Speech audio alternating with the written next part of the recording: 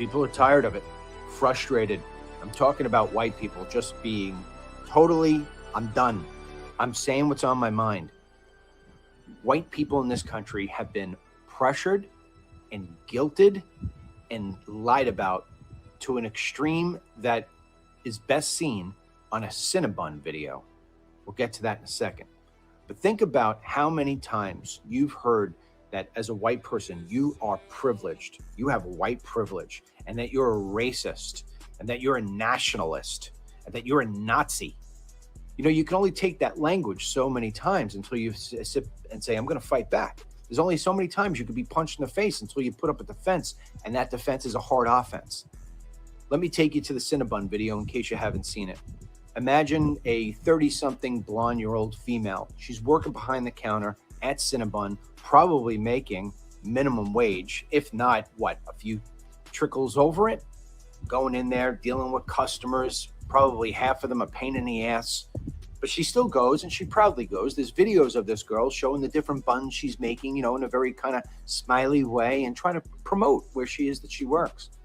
Well, these two Somalis come into Cinnabon, and allegedly, apparently, we don't know this. This is what is being told because we don't see it on video. Apparently, the Somalis gave this girl in Wisconsin a hard time that she didn't have a hijab on to serve the Somalis. So the Somalis probably got into some kind of verbal fight with this woman, still at the point of where it's pretty low. And they decide they're going to film her. And she gets pissed. She says, "You're filming me?" And they said, "Yeah, we're filming you. You're a horrible person." And that's when she loses it. She gives him the middle fingers. She says, "You are," and she calls him the N-word. She says, "Get the hell out of my place. Screw you. Yeah, all right, I'm a racist. I'll tell the world I'm a racist." And she sort of loses it because she's had enough. She's been pushed. She's trying to just get through the day, make money, to try to go home and pay the bills, which are just so much money for everybody at this point. And then when you hear that the Somalians are stealing our money and sending it back to Somalia to support freaking terrorism, and then Somalians telling you how horrible it is that your country is, people are fed up. She's fed up. So what happens? Cinnabon fires her, and as a result of that, I will never eat at a Cinnabon ever again. It's garbage for you anyway. And so what happens is people, they say, you know what? We're supporting this woman.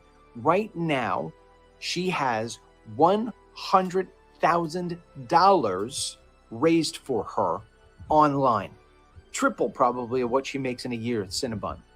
And what it is, it's an indication. It's not people putting money towards, hey, I like the fact that you said the N-word. What it is, it's people saying we're frustrated. We're tired of all the things I said in the beginning, of being called a racist and saying that you have privilege. Where's the privilege of working for minimum wage at a Cinnabon? Where's the privilege of that? Where's the privilege of being filmed and being taunted? There is none. It's very simple what we want as Americans. It's not a hard concept. We've been taking in too many people for way too long. It's been decades and decades and decades of mass immigration, both legal and illegal. We've had to turn a blind eye to this. We've had to pretend like we want to deal with people who don't speak English. We've had to pretend like we've got to deal with the fact that when you walk into the emergency room, you look at people who look like they're from the third world, and you got to wait in line on something that you should be at the front of the line for. We're tired of going into our classrooms with our kid in the beginning of the school year and be like, where did all these people come from? And why do you need 4 extra teachers to be teaching these kids? Oh, because they need ESL. We're tired of the cost. We're tired of it all. We're tired of our jobs being taken. We're tired of hearing that you can't get a job because you don't speak Spanish. That's it. This is our country. If you don't like it, get out. If you don't want to mesh with us and speak the language and enjoy the culture and embrace God, get out. We're tired of it. And if the politicians in DC don't get it, well, guess what's going to happen? You're just going to get voted out. Even the ones who are most beloved, people are catching on. They're catching on, and they're getting really pissed off when we see some of our top people over there kissing ass at the Qataris or kissing ass to the Somalis. We don't need these people. They need us. When is everybody going to wake up? We're number one. We don't need to punch down. They need to beg up. Hope you share this video, and if I'm new to you, give me a like. You won't be disappointed. And as far as the woman at the Cinnabon, good for you for standing up for yourself.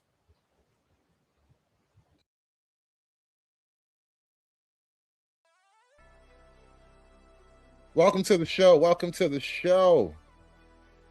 Today we are going to be talking about the rules of blackness. I know that intro video might have threw you off, but yeah, we're going to be talking about the rules of blackness, you guys. Before we get into that, I like to have a little bit of build up before we get to the main thing of it all. And this is low key another installment of Blinded by the White. I like to talk about these little racial videos that Black folk put out. It's a weird subgenre of the internet, just Black people pontificating about white people endlessly. Black people have made up some of the most fascinating racial conspiracy theories about white people. We're going to get into a little bit of that today. I wish more white women would understand that having a Black boyfriend and having a child with that Black man doesn't just end racism. Like, you're not helping the cause. And I'm here to tell you why. For some reason, white women have this. Do Black women expect that interracial relationships are supposed to solve racism, whatever that means? I wish more white women would understand that having a Black boyfriend and having a child with that Black man doesn't just end racism. Like, you're not helping the cause. And I'm here to tell you why. For some reason, white women have this mindset made up in their head that if they date a Black man and have a child with a Black man, that they are fixing the problem within our community about racism. And the reason why that doesn't work is because your ancestors did the same very thing while owning those Black men as slaves. So the whole notion that you can be romantic with a Black man and reproduce with a Black man means that somehow you're not racist and that you're fixing racism in our community is obsolete, because your ancestors did the. What if she didn't even care about fixing racism? What if she's ambidextrous? What if she could be racism with one hand and BBC in the other hand? What if she's multitasking? The very thing while being racist. I want y'all to understand that the mindset of white women thinking, oh, I deserve to love whoever I want to love, and the fact that you're policing me is racist in itself is a gimmick. Like, it's an illusion, because the only reason why they want to date a Black man is for a selfish intent. When you ask them, what does dating a Black... Was that your baby in the background? Did I hear a baby in the background? That's almost like hearing a smoke detector go off. I just know you ain't got no man. Man do for my community, they can't give you an answer. When you ask them, what does dating a Black man do for yourself? They can give you an answer. Oh, well, I wanted to date a Black man. I didn't want to be told what to do.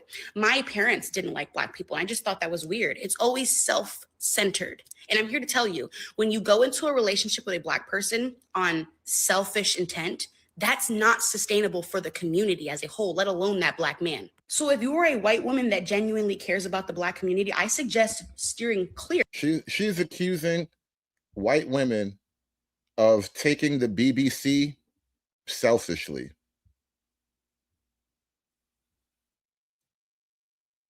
I didn't realize that was even a charge. Like, white women, are white women taking the BBC selfishly? Like, are white women sleeping with Black men and not considering what that means for the community? White women, stop being selfish with the BBC. Make it stop. Make the hurt stop, please. Like, told what to do. My parents didn't like Black people. I just thought that was weird. It's always self-centered. And I'm here to tell you, when you go into a relationship with a Black person on selfish intent, that's not sustainable for the community as a whole, let alone that Black man. So if you are a white woman that genuinely cares about the Black community, I suggest steering clear from romantic partners with Black men, because that is the very least important thing you could be doing for. If you're a white woman who cares about the future of Black people, no BBC for you. The last thing the black community needs is more white women. Sorry to break it to you, all right? I hate that I have to be the guy to deliver the news, but somebody had to break the news to you, okay? Nobody else was going to do it. Somebody had to do it. I am the chosen one. Somebody had to do it. White women, if you want to fix the community, you got to stay away from the BBC. White women being selfish with the BBC, it is the #1 contributor to the negative outcomes in the black community. And it affects everything. High blood pressure, hypertension, the price of oxtail. This is the reason why niggas want their chicken wings fried hard at the Chinese restaurant. This is the reason for everything. If white women would leave the BBC alone, the black community could finally begin to heal, and the price of oxtail can fall down. It's not sustainable for the community as a whole, let alone that black man. So if you are a white woman that genuinely cares about the black community, I suggest steering clear from romantic partners with black men, because that is the very least important thing you could be doing for our community. And it just shows that you don't really care about us. You're just here to consume us like your ancestors once did. Just here to consume the BBC, bro. White women, please, please consume your BBC responsibly and unselfishly. If you could. When I die, I'ma go to Snow Bunny heaven. Snow Bunny heaven. So I'm sitting here thinking, like, why have I not ever been in my full feminine era? It's because I've never had a man that was a full king. Like, when you think about a king, or not even just like a king, but a top tier man, he's a leader. He's a follower. He's a planner. He's a protector. I think I've been protected. I've always felt safe around any man that I'm with. But I'm sorry, your genetics came in and you are 49% stud. I don't know if you can blame that on men. You are clearly 49% stud. You're not all the way stud, but you have heavy stud genetics. Like, we traced your ancestry back, and you come from the Isle of Lesbos.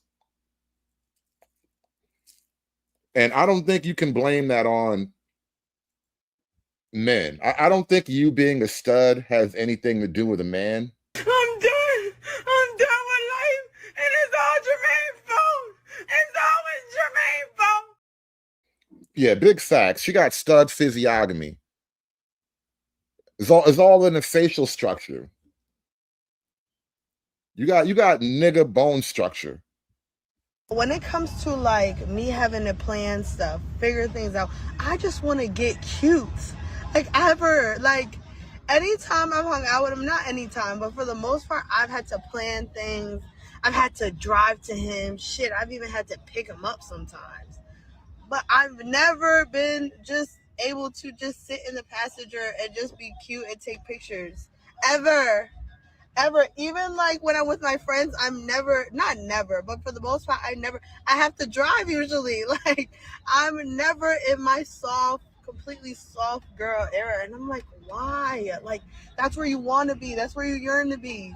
Because you have to have someone else to do that. Like, one, you look like a boy. And looking like a boy, I know you mostly date hood niggas. Because who else could you date looking like a boy? Only hood niggas fuck studs, bro. That's really the dirty secret of Das Communita. You know, another one of those secret rules of blackness we're going to get to later. Only hood niggas fuck studs, bro. And I can just tell, even though you're only like 48% stud, only hood niggas is going to be howling at you. Like, and I've literally heard these conversations. Dudes be looking at studs like, nah, she still got a box under there. And I'm like, bro, I know she got a box, but so fucking what? Like, ew. Like, I just can't, bro. I can't. I don't care how beautiful your face is. You have to come to me as a woman. Like, you have to sell me the dream I'm willing to buy. But like, for big facts though, only hood niggas want to fuck studs, bro. It's a weird part of the black male psyche. They will totally get over the fact that she is attempting to be a man and be like, no, that's a girl, that's a female. I'm like, no, bro, it doesn't matter. That's a female. She's like that's a cosplay nigga. Why are you trying to? Why would you even engage in any level of fantasizing about a cosplay nigga? Think about what you're doing to your mind when you're attempting to like square peg round hole this cosplay nigga. Think about what you're doing to your heterosexual psyche by attempting to square peg round hole this cosplay nigga. I just can't. I will not do that to my own mind. I am, you know how hard it is to maintain a healthy sexual psyche in 2025, and you niggas out here debating how to dick down a stud. I'm not going, bro. Ever, even like when I'm with my friends, I'm never, not never, but for the most part, I have to drive usually. Like, I'm never in my completely soft girl era. And I'm like, why? Like, that's where you want to be. That's where you yearn to be. Because you have to have someone else to do that. Like, Mr. I feel like Mr. O, and there it is right there. Mr. O, no. And this is why niggas be losing, bro. This is why Keisha up. This is why Keisha can do whatever she want, bro. This is why. Niggas don't have any unified standards that they believe in. There is no rule of blackness, which is low-key the point of today's show. There is no rule. Niggas just do whatever they want. Niggas out here dicking down studs proudly. Shit is unbelievable when I think like the psychology of it is too much for me to bear, bro. I'm telling you, man. This the reason why I be hating niggas, man. I'm telling you, man. It just be us. I be hating niggas, man. It's giving me Afghanistan bachi vibes. It's like you really want it to be a boy, don't you? I don't sit back and relax is because I'm the one taking care of things. And I've never been provided for, like, fully, like, just be a girl. I've never done that. And I'm like, this shit is ghetto. I just want to be able to love. And there is a weird irony in the stud woman blaming the men for her lack of femininity. Cause low key, y'all allow this. Y'all have opened the gate for this. Y'all have made young MAs a part of the gang. And so now she's just a girl. She don't really know right from wrong. She doesn't have deep, long, philosophical, moral conundrums that she's worked out late at night over a cup of coffee or a shot of whiskey or something like that. She's just like, oh, studs are cool. I'm a stud now, whatever. And now she's over here. It's you niggas' fault that I'm a stud and only weird project niggas be trying to give me dick. It's you niggas' fault. You know what? I changed my mind. She's halfway right. I'm done with life, and it's all Jermaine's fault. It's always Jermaine's fault. She is halfway right. Refusal to maintain standards is why the stud women want to be feminine and they can't understand what the problem is. It's because the standards have been obliterated. The rules of blackness have been obliterated. And now we just out here doing whatever. This carpet munching and stud loving. And you niggas is just amazing, amazing culture. Love, nourish, be cute, make sure you look good, make sure you're taken care of. And you do the rest. You do the rest. And whatever you need me to do, obviously, I don't mind doing. But I just want a man to finally be a man. Like, just be a man. Like,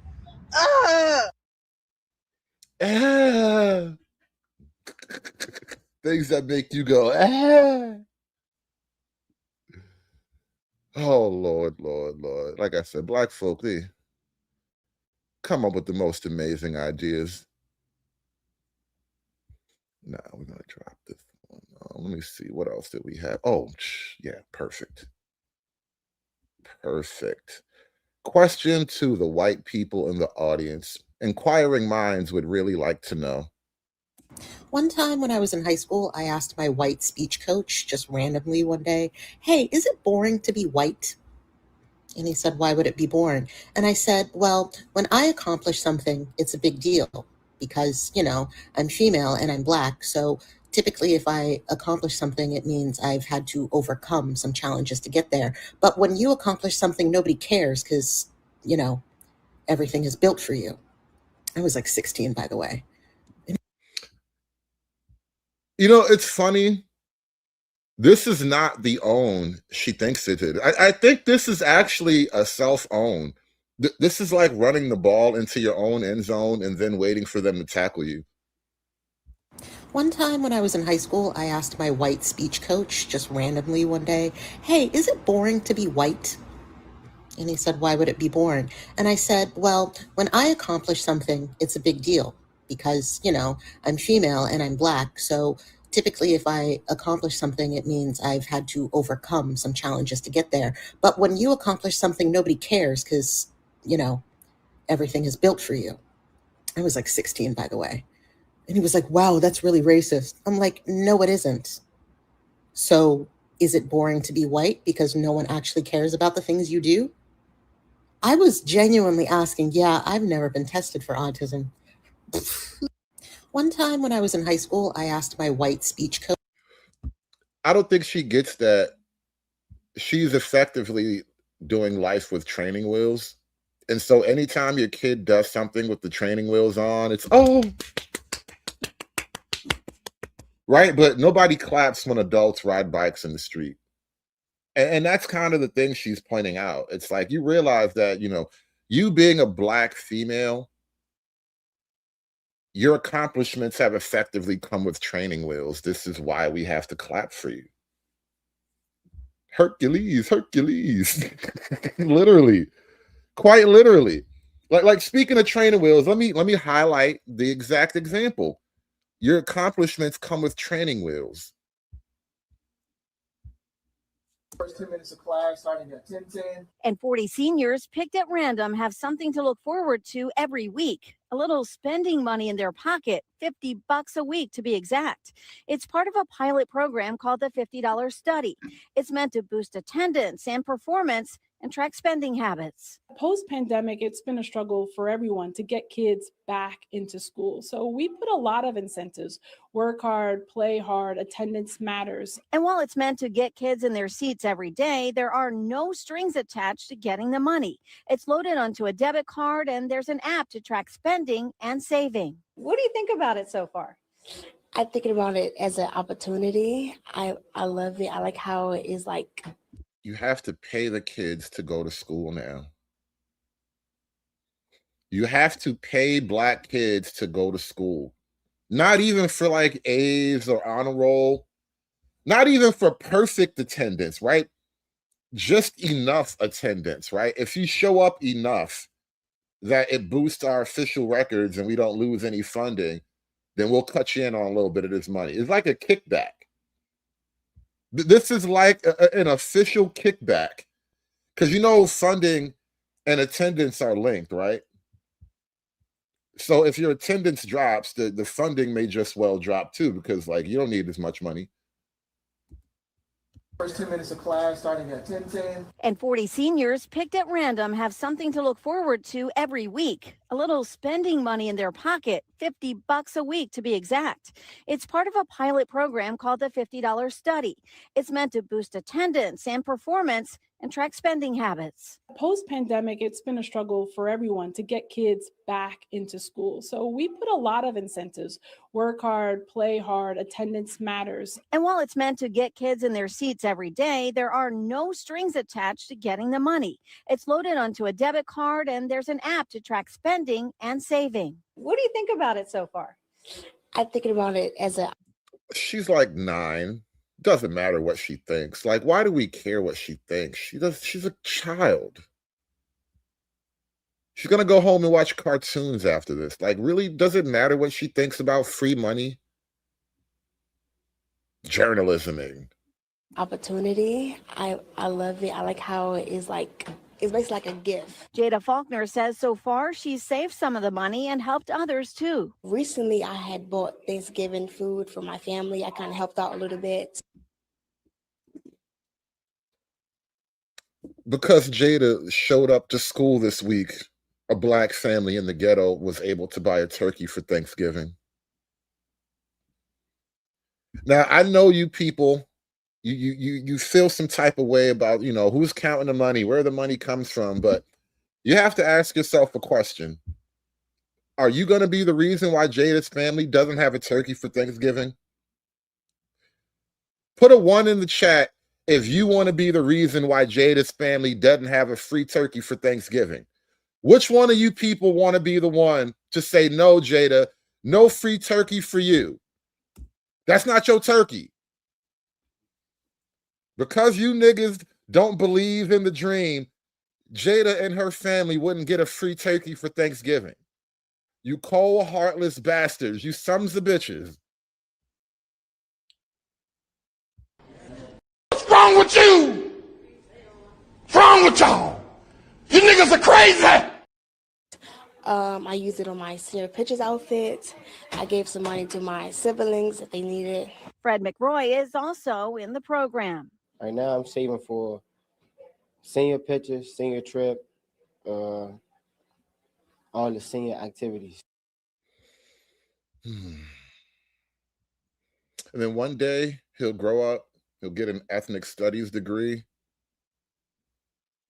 he'll get a job in some government office,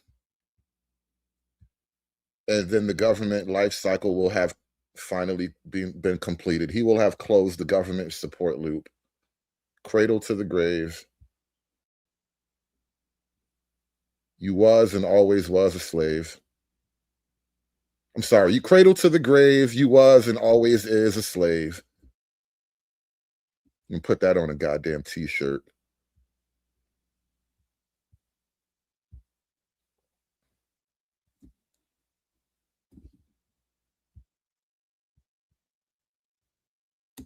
So this mainstream ideology that having dark skin, a broad nose is only specific to Africa, it's actually outdated and incorrect than a motherfucker. Contrary to the out of Africa theory, having dark skin has nothing to do with coming out of Africa or how hot a place is. Being dark skinned or having a high volume of melanin has more so to do with how much UV rays your genetics have been exposed to. UV rays are a type of electromagnetic radiation that you can't see but your body or your skin feels. And melanin is produced to protect you from these UV rays. So depending on the volume of UV rays depends on how dark your skin will be. And UV rays has nothing to do with how hot or cold a place is. For example, if you were to take the state of Florida, which is the closest state to the equator in America, and compare it to a state like Colorado that's further from the equator in America, you will notice that Colorado has a higher volume of UV rays than the state of Florida, even though the state of Florida is closer to the equator and it's hotter. And the reason is because the high altitude in Colorado is why it has a more or higher volume of UV rays. UV rays is not only dictated on how hot or how close something is to the equator, it's also dictated on the altitude. Colorado is high above sea level, it has mountains, therefore the air is thinner and it makes it easier for the UV rays to travel and hit the state rather than Florida. So therefore UV rays is not only dictated on temperature or the equator. So this conclusion that just because you have a certain phenotype, that you come from a particular place like Africa, isn't only exclusive to Africa. It could be inclusive to other places around the world. The Caribbeans also have a higher volume of UV rays, if not the same, identical to West Africa. So any of the indigenous people of the Caribbeans or from certain places out of North America, like Florida, California, southern part of the U.S., and places that have high altitude in the U.S., those indigenous people should relatively be dark skinned, very dark skinned.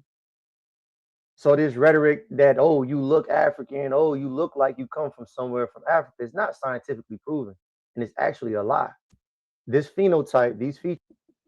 I want you to remember this video when you come across a meme about doctors and engineers. For UV rays is not only dictated on temperature or the equator. So this conclusion that just because you have a certain phenotype, that you come from a particular place like Africa, isn't only exclusive to Africa. It could be inclusive to other places around the world. The Caribbeans also have a higher volume of UV rays, if not the same, identical to West Africa. So any of the indigenous people of the Caribbeans or from certain places out of North America, like Florida, California, southern part of the U.S., and places that have high altitude in the U.S., those indigenous people should relatively be dark skinned, very dark skinned. So this rhetoric that, oh, you look African, oh, you look like you come from somewhere from Africa, is not scientifically proven, and it's actually a lie. This phenotype, these features, this dark skin should be found in America as an indigenous person. If not, maybe a shade lighter. Right. Oh, he's one of those indigenous. He's one of the indigenous. Shout out to the indigenous. I want to get to this Project Veritas video. This was interesting, you know. Why does Project Veritas always consist of going on a gay date? And I'm not even accusing the Veritas team, like that, you know, journalism or whatever, but I'm talking about the government, because whether it's almost always a government or a corporate official on a gay date, and they say some crazy shit, and then Project Veritas does a video about it. Have you noticed the pattern? Is it just me? I mean, like, have you not noticed a weird pattern about Project Veritas revealing the inner workings of our government and corporate infrastructure? There's just something weird about the niggas working for Uncle Sam right now. That nigga gay, nigga gay, nigga gay, nigga gay, nigga gay, nigga gay. Because I was with a bunch of stupid white people. Lawrence is his name? Yeah, Lawrence. Yeah. Lawrence. What do you think of him? I mean, he's just a sellout. He's like a goon. Clarence Thomas. And think about this. He went out on a date with James O'Keefe himself. He wanted that white boy. He wanted the white boy. Why did he want the white boy and not a black queen? I'm sorry. No.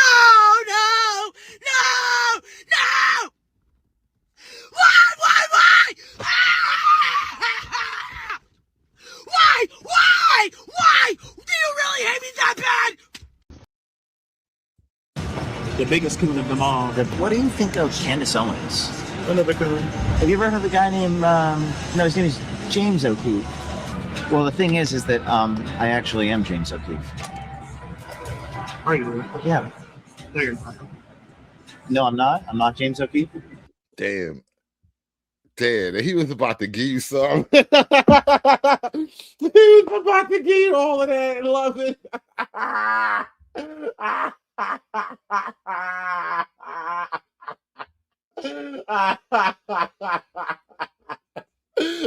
can't. He was just, this nigga was a goer. No. Yeah. The nigga was ready to go.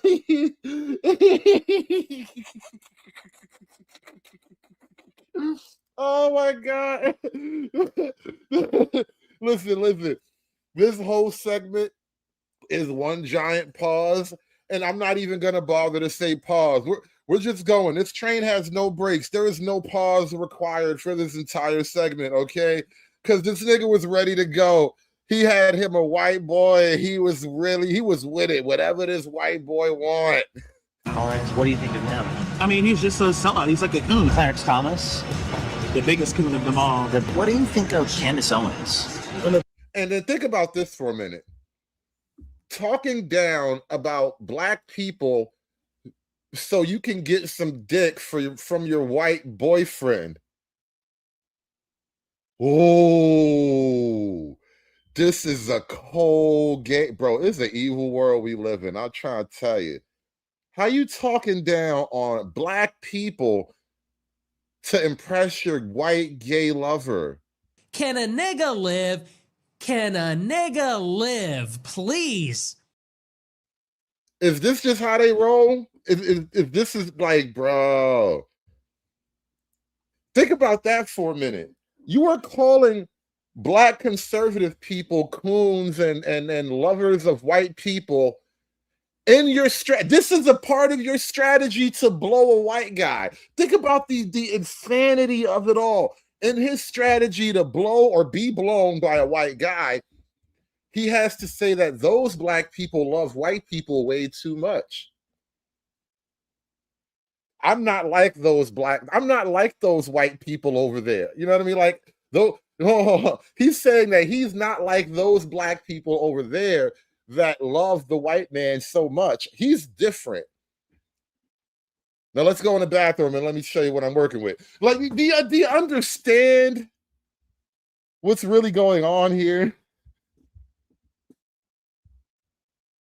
My brain is on fire right now. That nigga gay, nigga gay, nigga gay, nigga gay, nigga gay, nigga gay. Have you ever heard of a guy named, no, his name is James O'Keefe. Well, the thing is that I actually am James O'Keefe. Are you? Yeah. No, you're not. No, I'm not. I'm not James O'Keefe. No, you're not. I am. Really? Yes. And you don't know that.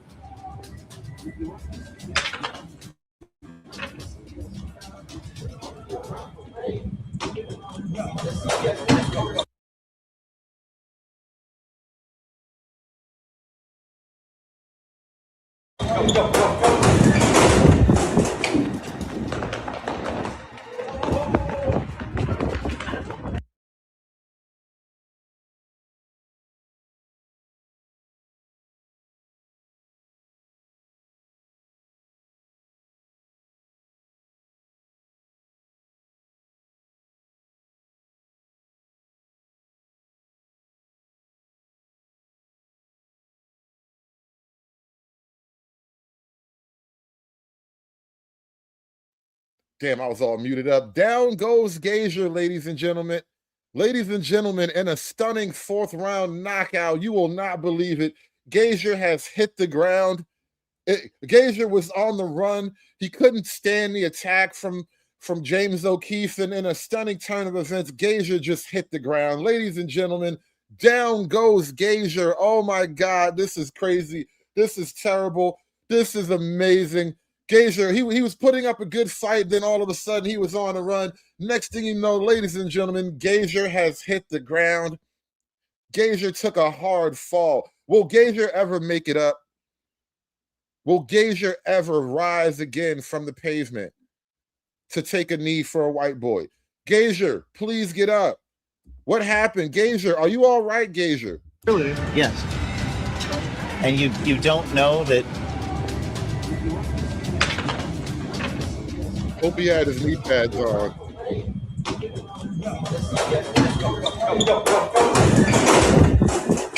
Three, two, one. Down goes Gazier. Oh my God. Oh my God. Down goes Gazier. You called black people. Was he about to steal a bike? He was about to steal a bike. Look at this nigga. Look at this nigga. Gazier was about to steal a bike, bro. He had to remember, shit, the white people got cameras. The shit changed his mind real fast, but on reflex, like the nigga, he didn't even know what he was doing. The nigga was instinctively about to steal a bike. Y'all, this is incredible. This is incredible. This is real journalism. He was about to steal a bike, and he was like, wait, shit, they're going to record this shit. all right? You called black people, quote, coons. Whoa. You're attacking the camera.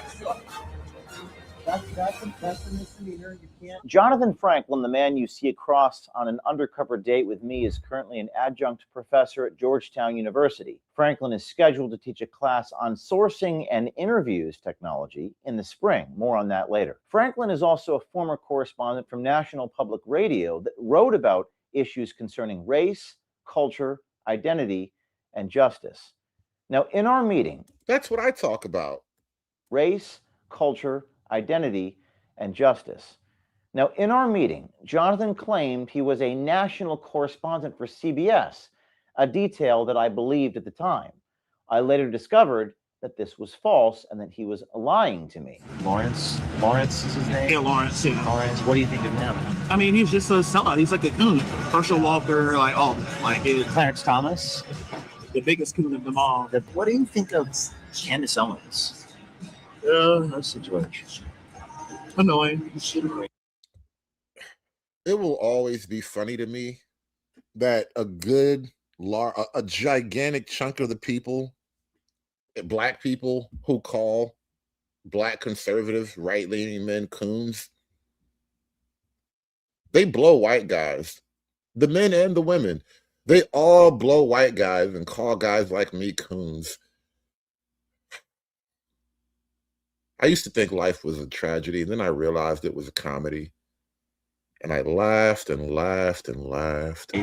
She's crazy. So, is she another, like, what you said? Another coon. Yeah. Yeah. She is. She is. It's her Rosa. She sells out to, like, white people? Yeah. Okay. Yes. Selling your soul to the Uncle Sam, the white man, and it's just assuming that aligning your views with him or with that point of view is going to get you ahead, but it's actually going to set you back. Because I work with a bunch of stupid white people. Stupid white people? Yeah.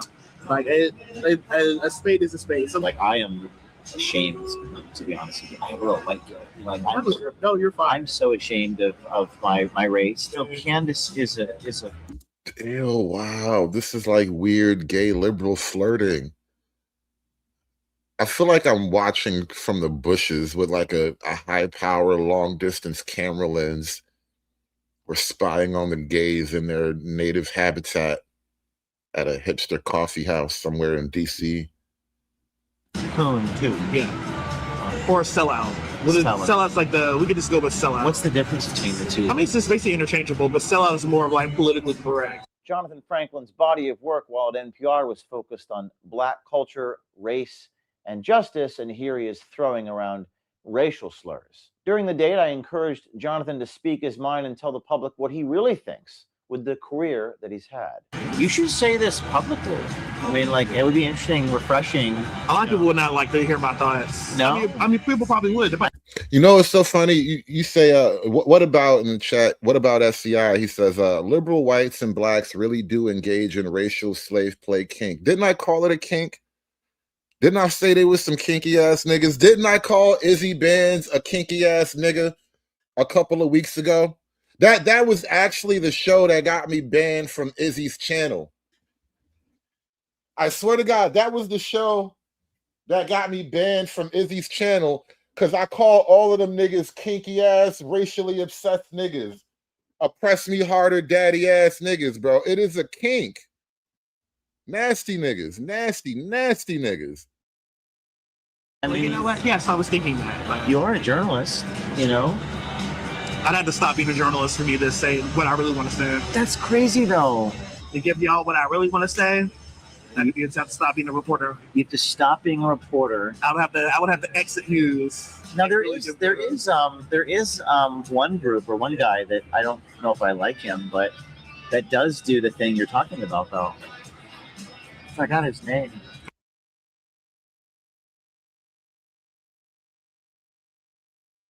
Hey, shout out to American Man with the $10 Venmo donation. Do me a favor, y'all. Please support the show. Smash that super chat button for me, y'all. Be like American Man. Hulk! Smash!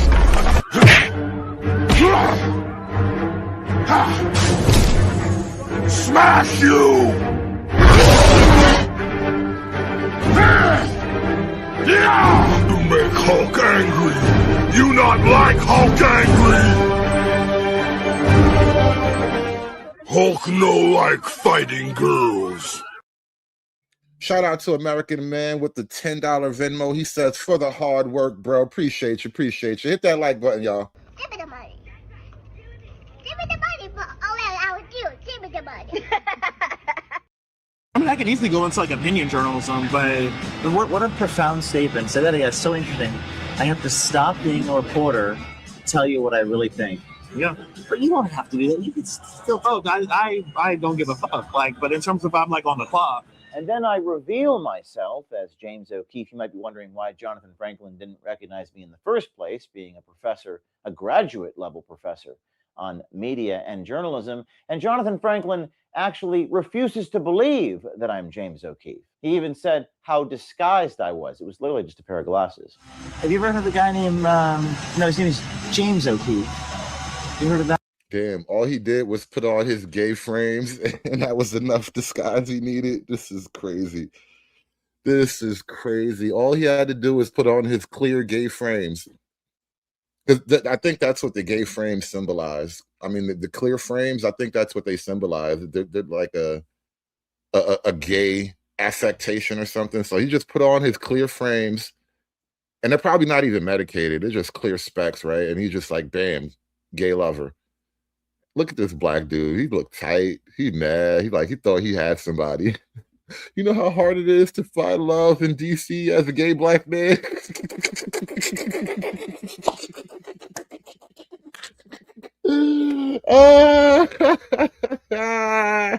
Got you, bitch.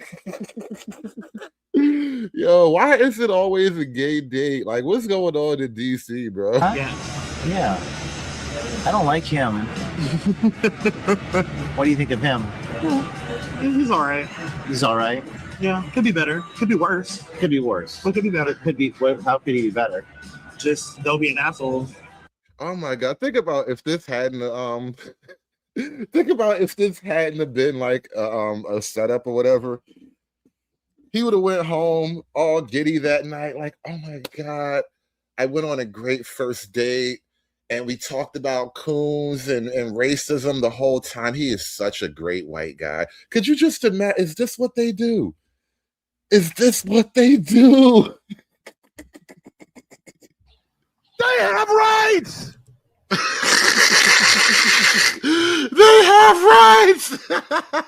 So fucking what, man? Is he an asshole? I've heard people he's an asshole. Well, he does like the undercover stuff and like exposes people, and he exposes people, telling people like what they really think, What do you think about that? I mean, there's a lane for that, but it's also knowing how to do it in a way that doesn't attack your integrity. Yeah, because you have to use like hidden cameras and shit. Right. Yeah. There's a way to do that sort of like watchdog, gotcha, ambush journalism, but doing it in a way that doesn't disrespect the person that you're trying to catch or yourself as a reporter. Well, CBS. That is a crazy quote right there. Oh my god. That is the craziest quote. Imagine being caught on camera saying that about journalism and you are the target of it.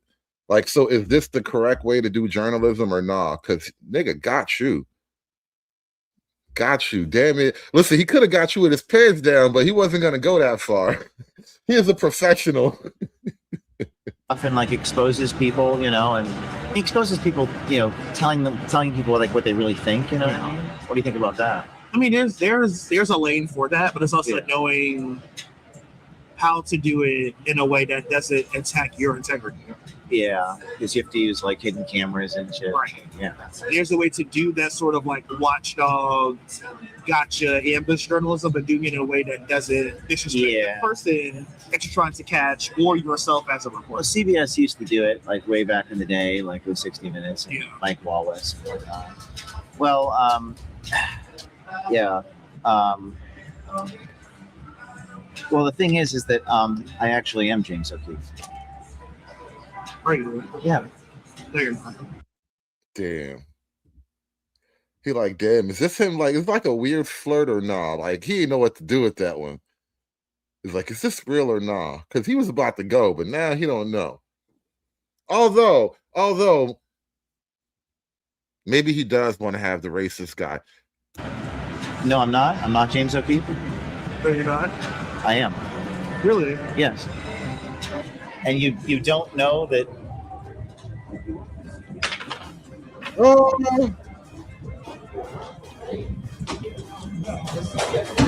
Here we go.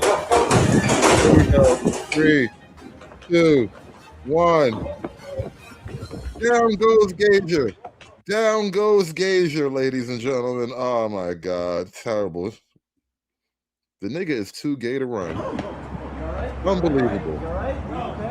Yeah, he can only jog. He can only jog. He's too gay to actually run. Are you okay? Are you okay? The nigga reverted into a jogger. The nigga reverted into a jogger and then tried to steal a bike. The nigga was operating on pure instinct at that moment. That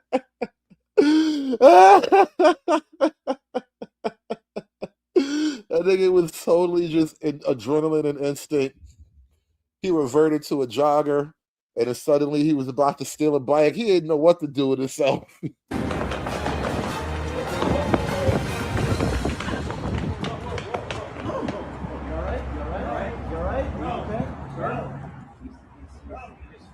Are you okay? Are you okay? You want us to call an ambulance? No. Are you sure? Sure. Are you injured? Yes. What happened? I fell. You have blood? Are you okay? Yes. We don't want you to get injured. Yes, I'm injured. That's not our intent. I'm injured. Do you need us to call for help? No. Okay. Come on, the white man is just trying to help you. Come on, why you gotta act all gay about it, bro? The white dude's just trying to help you. You being all weird and shit. God damn, can a white dude help an injured gay black man at night on the streets of DC anymore? Like, dude, why you gotta be all weird about it? Want to be masculine showing, but bend over bandits. Are you sure you're okay? No, I'm not okay. Sir, you called black people, quote, coons. You work for CBS News. You're a national correspondent. Whoa! Hey, man, He's attacking the cameraman. No, I'm not. Chill. That's a misdemeanor. You can't. What was that? What did you just do? Was that a ninja move? No, I'm not. Chill. You work for CBS News. You're a national correspondent. Whoa! He just did a karate. Hold up, that nigga just did a karate move. Coons.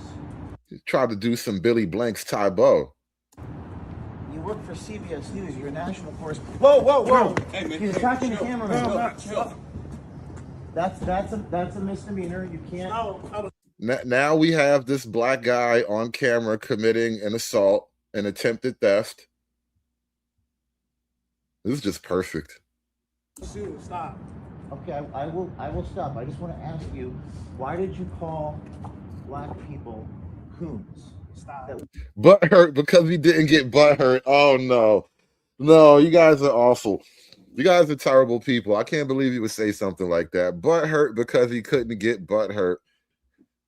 Sounds about right though. I mean, it's harsh but accurate. Harsh but accurate. Work from the media.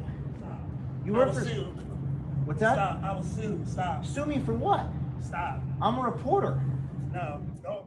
You work for CBS News. You're a national correspondent. I don't work for CBS. You don't? No.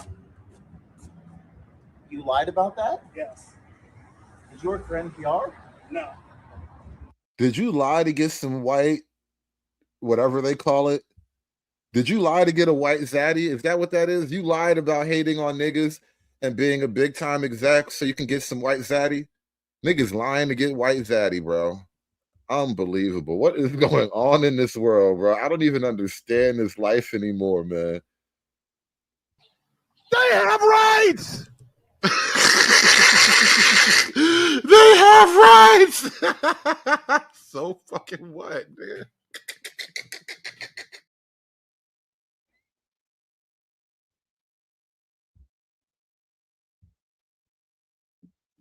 Hold on, I dropped the image. Hold on, give me 1 second. Lawrence, what do you think of him? What's that? Stop. I will sue. Stop. Sue me for what? Stop. I'm a reporter. No. Don't.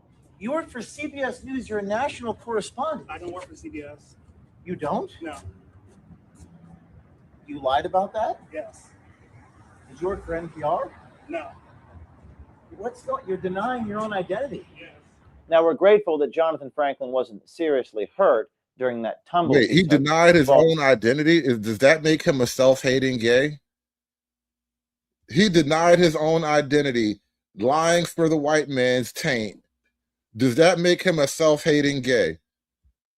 To the ground after he ran away from me at the table. It's too important to remember that even if you don't agree with someone, they are first people, and our intention is not to hurt them, is to expose the truth that the public has a right to know, that the citizens have a right to know, that the students at Georgetown and the parents have a right to know. Jonathan willingly came with us when we offered to help him after his fall. We took him to a pharmacy and got him some Band-Aids. The white man is always helping gay black people at night. There's something really weird about that. The white man is so helpful. This is injured gay black man on the streets of DC. He's like, let me help you out there, buddy. Come on, let me buy you a Band-Aid, buddy. You know, you scraped your gay knee. Oh, it's terrible. Come on, I got you there, buddy. Come on. Come on, fella. Let's give you some napkins, okay? I'm fine. You okay? Is there a pharmacy open? Is there a Walgreens? He walked up to the Walgreens to get Band-Aids, bro.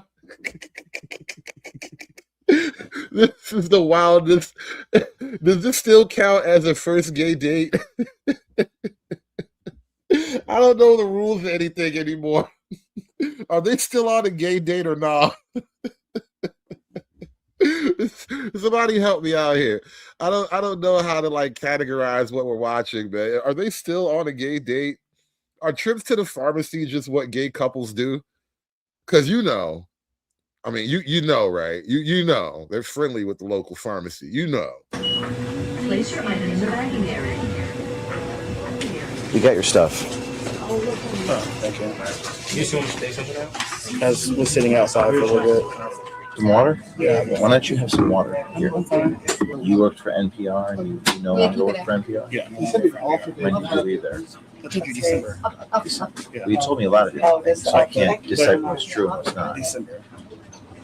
Yeah. What's the reason why you told me? Like, why'd you lie to me, Jonathan?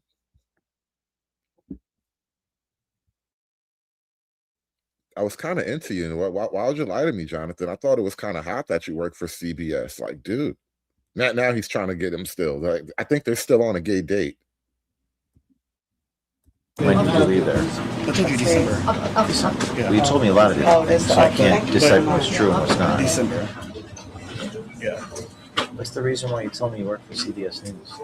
Just as a cover. As a cover? We were able to verify that Jonathan Franklin actually does teach a course at Georgetown. He did and he will in the first semester of this coming year, just 1 month from now in January 2026. And he's been teaching, ironically, about how to, quote, find sources and interview them effectively. There's a class that I have. It's for a sourcing and interview tech class in journalism. Journalists finding sources, ask questions for a living, how you network, that kind of stuff. So when you go to schedule classes, it's going to be schedule.georgetown.edu. And then here's the CRN just to confirm. Taught by Professor Franklin, Professor Parker. Yes. So I see Parker Lene and Franklin John Hiss. Now, what Jonathan Franklin says about not being able to say what's on his mind is interesting. To give y'all what I really want to say, that could be a to stop being a reporter. Historically, a journalist not saying what he thinks might be seen as a type of ethical restraint. If he means to say, I can't let my biases contaminate my reporting, then perhaps that might be considered ethical. Now, if he's saying I can't speak truthfully, it might indicate a problematic culture as a professor or in a newsroom. But this notion of objectivity, when a professor of journalism is using slurs in public, well, that's a fiction. We here have a whole library of books on journalism ethics. This is one of my favorites called Ethical Journalism. How many Black people that work in government, work in media, work in different corporate offices and whatnot, how many Black people are woke like James here? How many black people that work in government think these thoughts and feel these feelings, you know? It's a question. Move to this last clip here. Y'all want to know something that really amazes me but pisses me off at the same time? You Do can me be a having a favor, y'all. conversation. Do me a favor, y'all. We're gonna open up the panel, but throw $1 in the hat. We gotta throw $1 in the hat so we can get the panel opened up, y'all. Y'all want to know something that really amazes me but pisses me off at the same time? You can be having a conversation with black people, about black people, for black people, and a black person in that conversation will say, they don't have those conversations in the white community.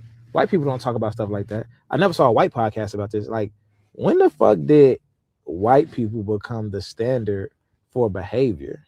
Like, why is it in our minds? Like, how is it so deep rooted in our minds in 2025 that when we don't like a conversation in the black community, or we feel like a conversation is negative, we could make the same point about us not liking the conversation or the conversation being negative without involving white people. But people would jump straight to, I don't hear white people talking about that. And my thing is, when we talk about the standard of behavior, white people lead the country, pedos lead the country, trying to make this TikTok safe, grapists lead the country in child porn, lead the country in incest, lead the country in all this shit, bro. Like, committed 3,000 more murders than black people last, like all this shit. But yet we still saying white people don't do this, white people don't do that. Like, whatever the fuck white people talking about, I don't want to talk about it. I don't know what the fuck they do be talking about. They can committed the most genocide on this planet. I don't know what they be talking about. I don't want to talk about what they be talking about. But I know damn well we shouldn't be comparing what we do to what they do, because they are not the standard of behavior for black people. Stop doing that shit, gang. Fine. So your speaker here, he is telling us that whenever there are conversations among black people about this, that, and the third, at some point, inevitably, it comes up that, you know, white people don't do this, white people don't talk like this, or talk about such and such, as if white people are the standard of behavior, right? I'm doing my best to paraphrase and steelman this, right? Now, if white people are not the standard of behavior, which, you know, I'm game, I'm willing to entertain any thought just for a little bit. If white people are not the standard of behavior, what is the standard of behavior for black people? That is the question I would like to explore today. That is the question on the panel, and the title rather. What are the rules of blackness? Big thank you to Anton with the $2 super chat to open up the panel. Appreciate you, bro. These blacks. And then shout out to my man Party Marty with the $10 super chat to open up the panel. Thank you so much for smashing that super chat button, y'all. Be like Party Marty, y'all. Hit that super chat button. Smash that super chat button for me. Hulk! Smash!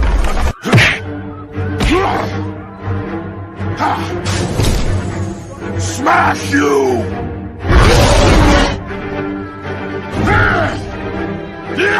You make Hulk angry. You not like Hulk angry. Hulk no like fighting girls. A lot of people seem to not understand me. Science proves that the black woman is God. We're not just saying that. And the black and Latino woman, they manifested themselves out of dark matter energy. All right. I believe the black woman is God. Black woman, God. I don't believe God, no man. I believe God, a black woman.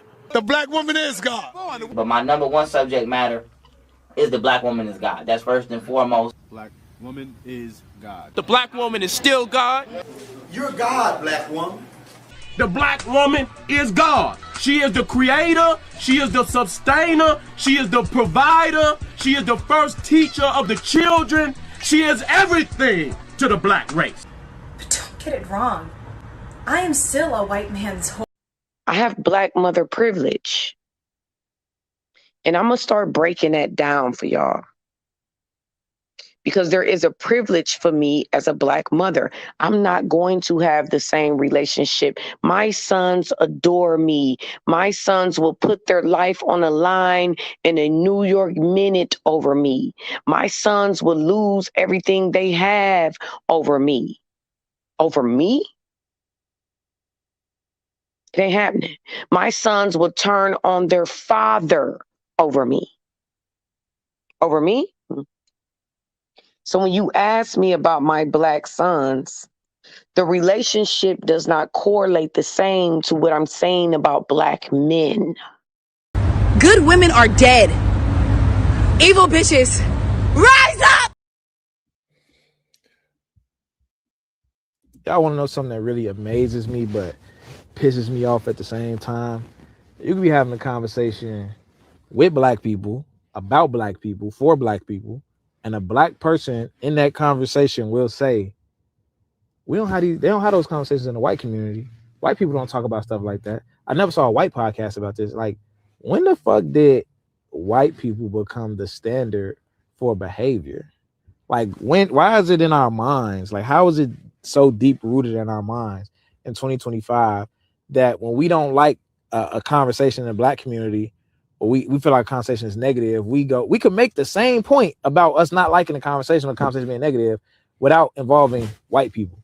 But people would jump straight to, I don't hear white people talking about that.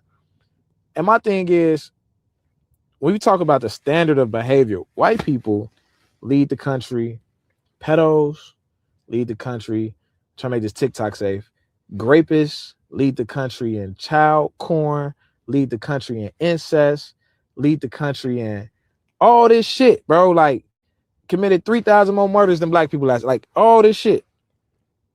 But yet we still saying white people don't do this, white people don't do that. Like, whatever the fuck white people talking about, I don't want to talk about it.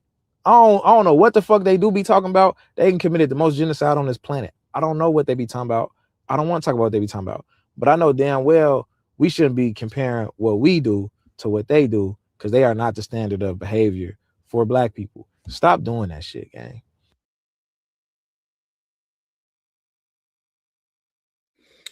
What are the standards of Black behavior, and how would Black people go about establishing those standards? Because I just came across this video like just now. I was scrolling through my Twitter, and we have to share this, but Black people kind of have crazy beliefs. Like, how do you have a belief system that is productive and something you can kind of build with?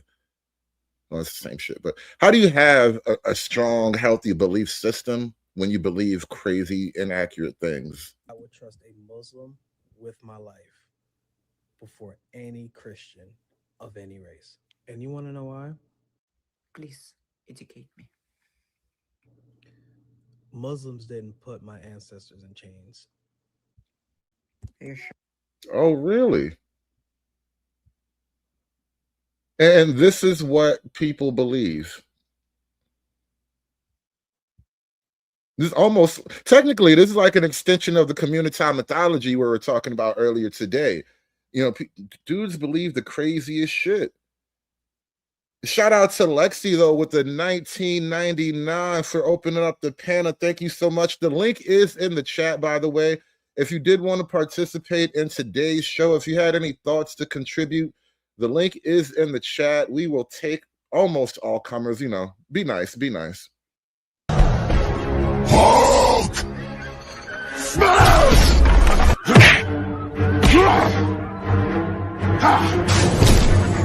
Smash you!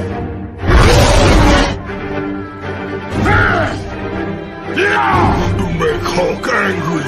You not like Hulk angry! Hulk no like fighting girls. Yeah, Mr. O, the male septum ring is just as valid as the female septum ring. Septum theory is genderless, apparently. I would trust a Muslim with my life before any Christian of any race. And you want to know why? Please educate me. And by the way, welcome to the gang, Lex. I don't think I've seen you around before, but appreciate you coming through. Welcome to the gang. Muslims didn't put my ancestors in chains. Are you sure? Are you sure about that? And dragged them from Africa across the Atlantic and brought us to the Americas to be enslaved. Really hate to break this to you, but Muslims enslaved more African people than any other religions.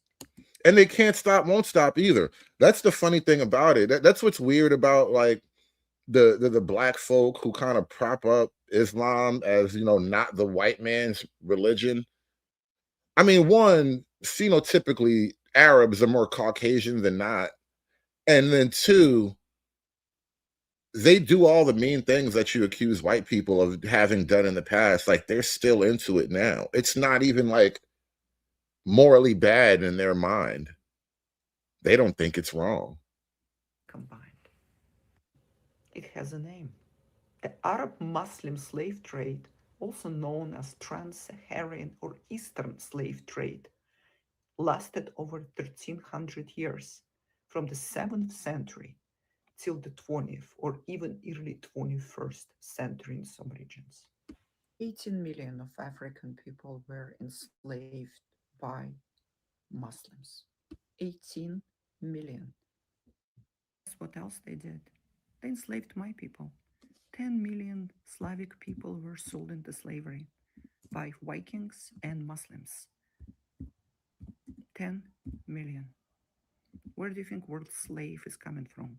Slave, Slavic people. I think we are much safer with Christians, to be honest with you.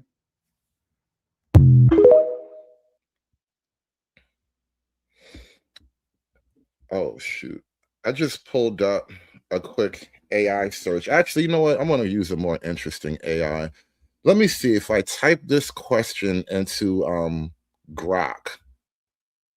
I wonder what Grok would say about this question. Let me see.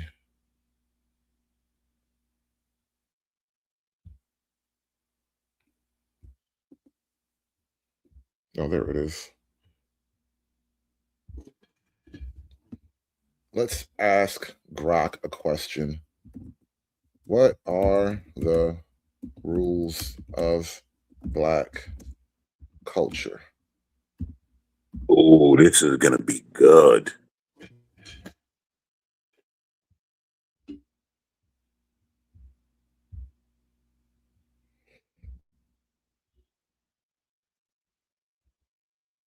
Okay.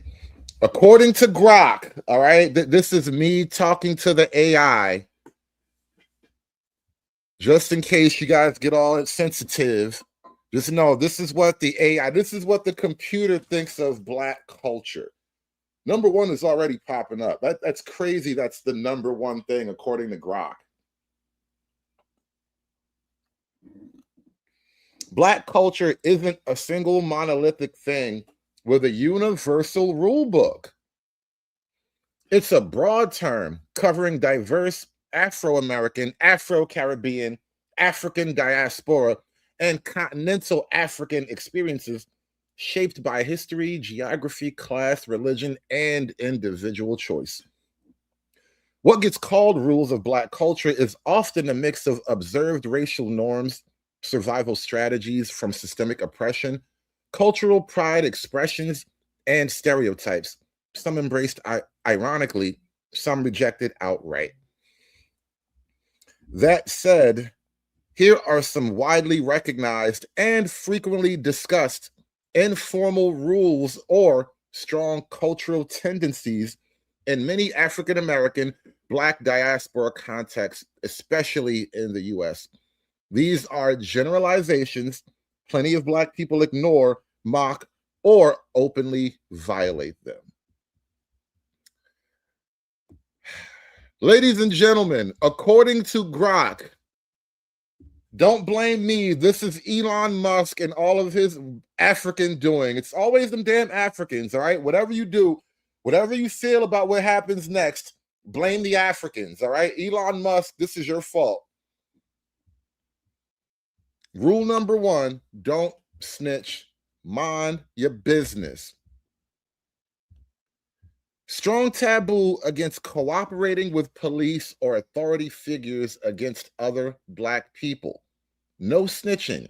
Rooted in distrust of the justice system and historical betrayal. Any thoughts, American man? Any thoughts? We're going to go by this bullet point. No, I'm just going to save my commentary till the end because this, I don't see how Black people see these things and don't get offended. But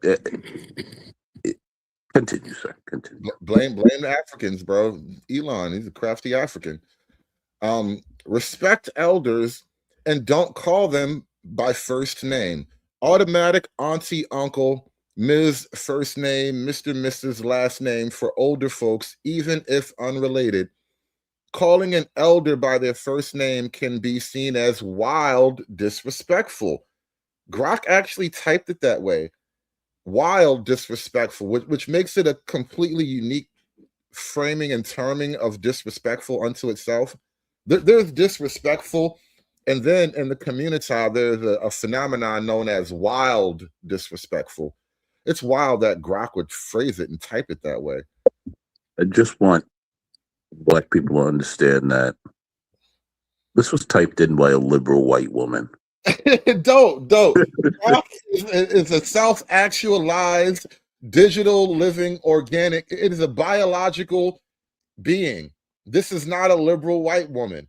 This is basically Skynet in the crib before it gets all dangerous. All right, this is not a liberal white woman. This is ones and zeros come to life. Sir, you and I both know how it works. Someone has to feed the AI. I refuse to believe that white woman fed the AI. No, this is pure, unadulterated digital theory. Number 3, church/religion is central even if you are not religious. It's a bit of a oxymoron there, isn't it? Church/religion is central even if you're not religious. Is Grok answering from the 80s? Yeah, thank you, Friesman. I was just getting ready to say that. I don't know. It's a little bit outdated because I don't even know how much the number 2, respect your elders, call everybody auntie, uncle. I don't know how real that is, but what elders? Right, like the elders are like dinosaur class. They're almost not even here anymore. Well, also, just real quick, aren't we looking at our elders on Instagram with their booties out? Right, grandmas have like thirst traps and OnlyFans now. It's gray-haired pussy on OnlyFans now. Well, number 3, church/religion is central even if you're not religious. Sunday service, praise the Lord, reflexes, gospel music. Sunday service, praise the Lord, reflexes, gospel music at cookouts, deeply embedded even among non-believers. That is ironic. Grok is saying that you niggas is capping on your Christian, bro. Grok said you niggas capping on your Christ, and Grok is right about that. Yeah, man. Listen, don't blame me. Blame Elon. Whatever you think about what happens next, blame Elon. He's a crafty African. Blame all of Africa for all I care. But Grok knows y'all niggas be capping on your Christ. Number 4. All right, number 4 in the rules of blackness, y'all. Season your damn food. Why is that even a rule of blackness, bro? I'll just say you can season your food without powder. Well, that's not seasoning, though. Those are fruits and vegetables. No, you can season your food with the thing they turn into the powder that you then season your food with. You're allowed to skip that step.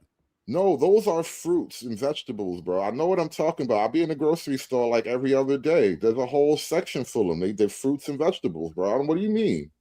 That's why they have the seasoning in a whole different section. It's dry because you have to keep your seasoning dry, bro. I don't understand. What is this, like a white recipe you're trying to give me?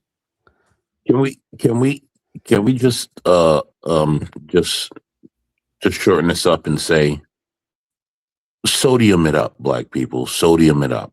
Right, salt is a seasoning. It is also in that same aisle, bro. That's what I'm trying to tell you. Ain't no fruits, ain't no vegetables in that aisle. What's this nigga Freeman talking about? This dry powder seasoning. Hey, you know what? I don't even have any Lowry's in my house, bro. Oh yeah, I stop. Listen, I use saltless seasoning. I don't do any of that. I actually do have a little thing of Lowry's I brought one time, but when I do put salt and shit right now, I got bougie. No lie, I be using like pink crystal Himalayan shit. Thank you. Thank you, Hud. That's what I use. Just cranking that grinder. That's what I use. Pink Himalayan salt. I don't know why. One day I'm gonna use some Lowry's for something. I might make some mac and cheese. I think that's why I brought it. The mac and cheese really do need that Lowry's in there. Certain shit you just got to eat unhealthy. There's no way to make certain shit healthy. I'm sorry. When you use actual onions and garlic, you know, the Lowry's becomes redundant. Yes. Just saying. Nah, black mac and cheese requires Lowry's. Then don't listen to me. I don't even have any white tennis shoes. Right. You probably don't even black mac and cheese. Your shit probably got Gouda in it. I mean,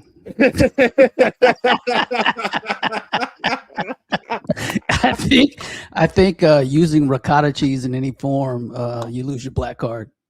How did I know? Hold on. Let me read number 4. Let me read number 4 real quick. Let me read number 4. Hold on. So if I make a lasagna, I'm not black anymore? Right, that's supposed to be in it. Well, I mean, that's not really black ricotta food. is not in black anything. I don't know who y'all are. Yeah, it's not black food. I don't know who y'all are. Wait, there's a lot more in here, but all right, we did season your food. SKC, well, let me get you in on this real quick. I know you wanted me to feed another prompt there, but welcome to the show, bro. Oh, what's going on, man? We're taking a page out of your book today, man. We're exploring black culture through digital wisdom. It's fun, isn't it? It is, bro. It is. I'm learning how to effectively communicate with the AI. You have to ask it more than one question. You can't just ask the question. You have to reframe the question, and then sometimes like hone in on different parts of the answers to properly structure the question. Yeah. You have to, come up with a good prompt, and it'll give you some very interesting, fascinating information. Yeah, I'll let you continue, man. I kind of wonder.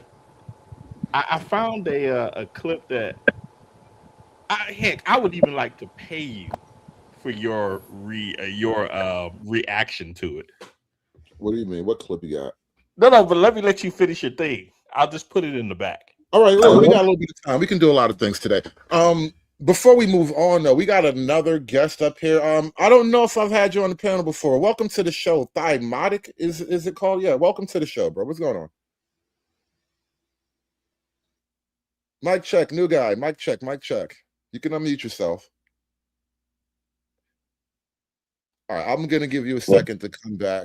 Well, I would also like to get you guys' response on the septum ring male and his theory. Because I'm wondering, are we just starting to get to a point where we're just suspending all reality to be blinded by the white? Well, that's what it is to be blinded by the white. It's a suspension of objective reality, no?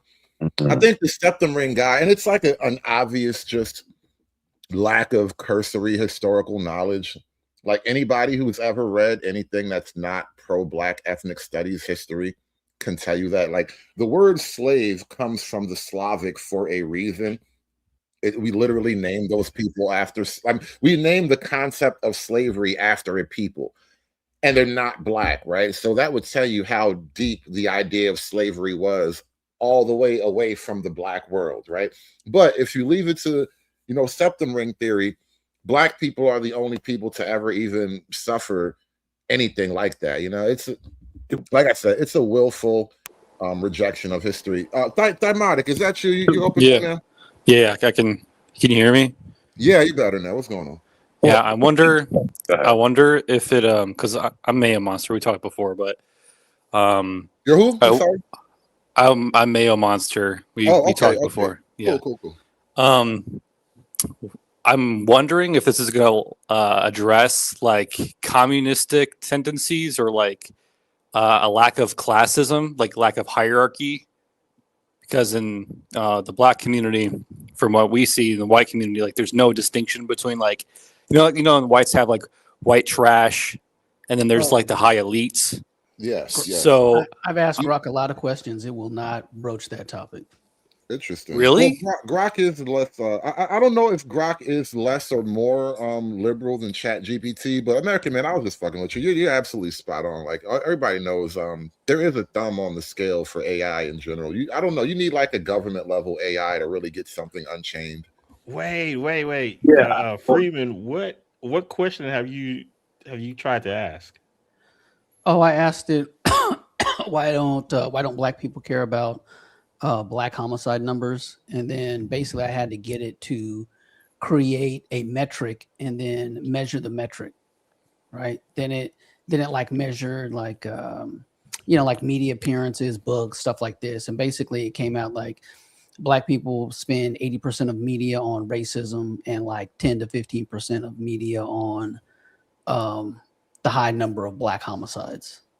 Yeah. Like, and it took several iterations to get around to that. It is not going to say there's no black classism. Like, no way. That's a challenge. I'm gonna try to figure that one out. I may do a show on it. Are you guys reading what's on this list? This is wild work. I mean, from my perspective, it's literally like a caricature. Like it's kind of like what's it called when like white people would like pretend to be black, like over characterization. It's like it's not even like blackface. It's like I don't know. It's like sarcasm. No, here's a good way to explain it. It's the character that Doogie Howser played in How I Met Your Mother. He's a gay man in real life, but his character was like over sexualized straight men in How I Met Your Mother. That's exactly what this is. I think it's worse than that, actually, and this is why I'm doing the content like I did earlier with the that last part of the show where Malcolm, and I kept repeating that because I need to really isolate that clip. I can't believe this is a story that people actually believe. That is a common response to just people observing black culture casually.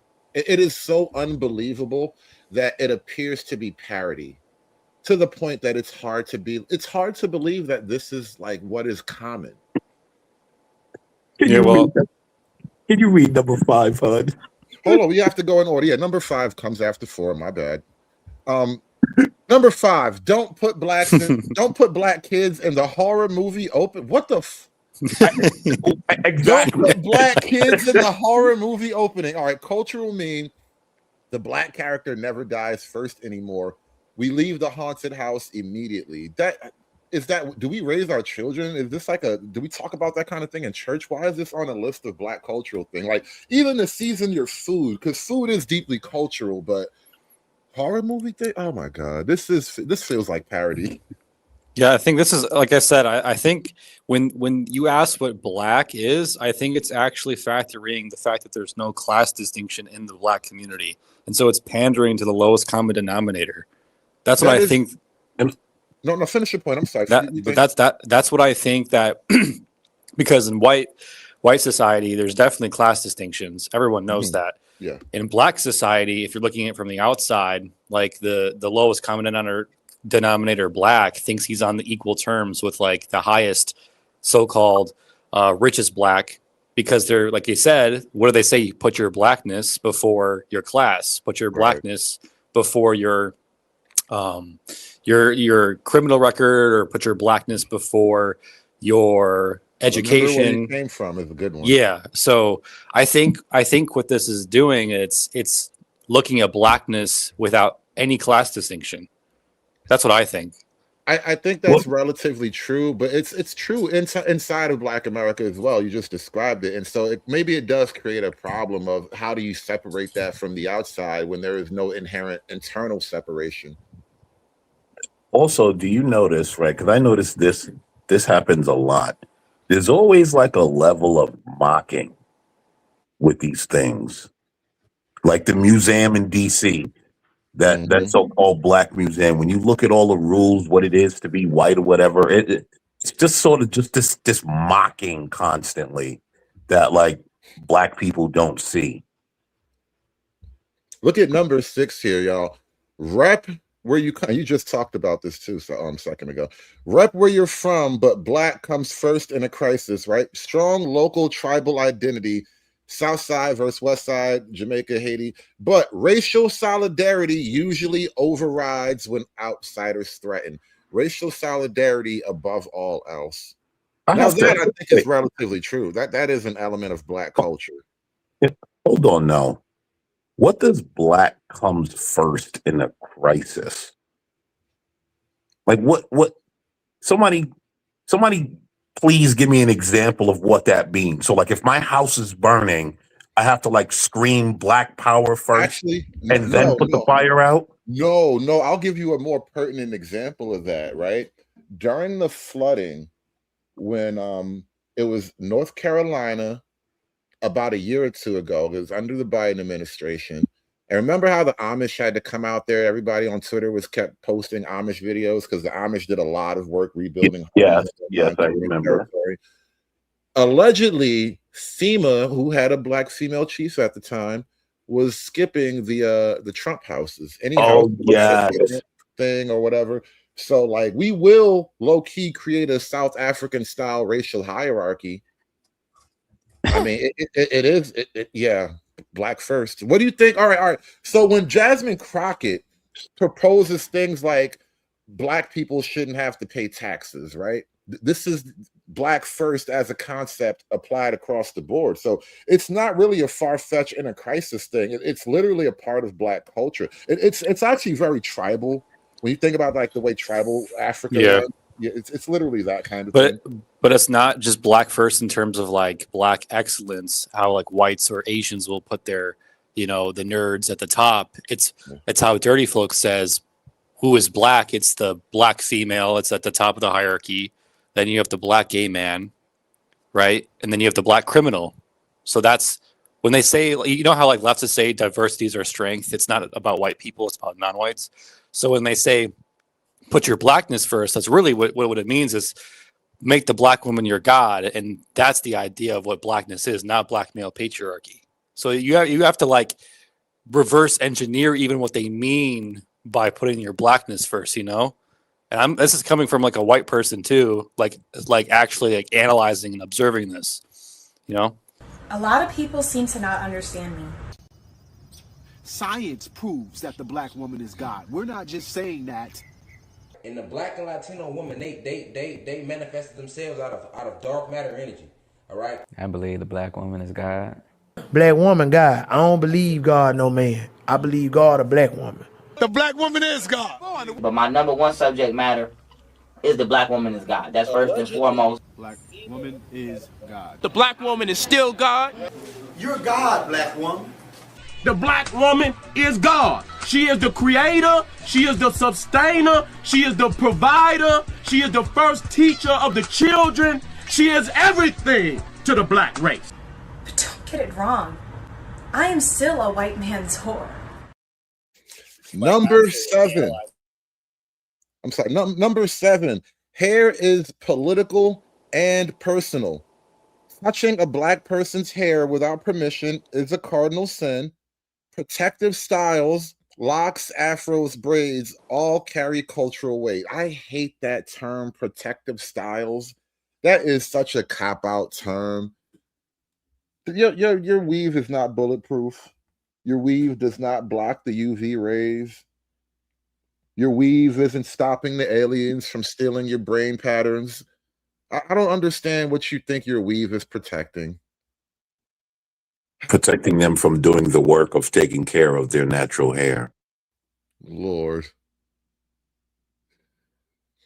Anyway, moving on, because that number 7 is clearly a chick thing. I don't think dudes care that much about the hair. And I just don't think dudes are all that sensitive about the hair. I'm sure septum ring guy is is highly aware of his hair and his political stuff. Don't touch my dreadlocks. Right? Stay out the sun / colorism legacy. Older generations, especially lighter skin, was historically privileged. You still hear don't get too dark or praised for good hair. There's a relative truth in that. There is a weird light skin, dark skin, long running civil war in Black America. Yeah, but I have no real commentary on it. It is what it is. But when did we ever do stay out of the sun? I think light skinned chicks, maybe. A lot of this shit feels female coded. Yes, it does. Let's keep going. Number 9, reparations and 40-acre jokes are evergreen. The running tab of what America owes is a part of the humor and pain. Oh, so when niggas be talking about reparations, it's really just a long-running joke. Is that what that means? You niggas know you ain't getting no money, right?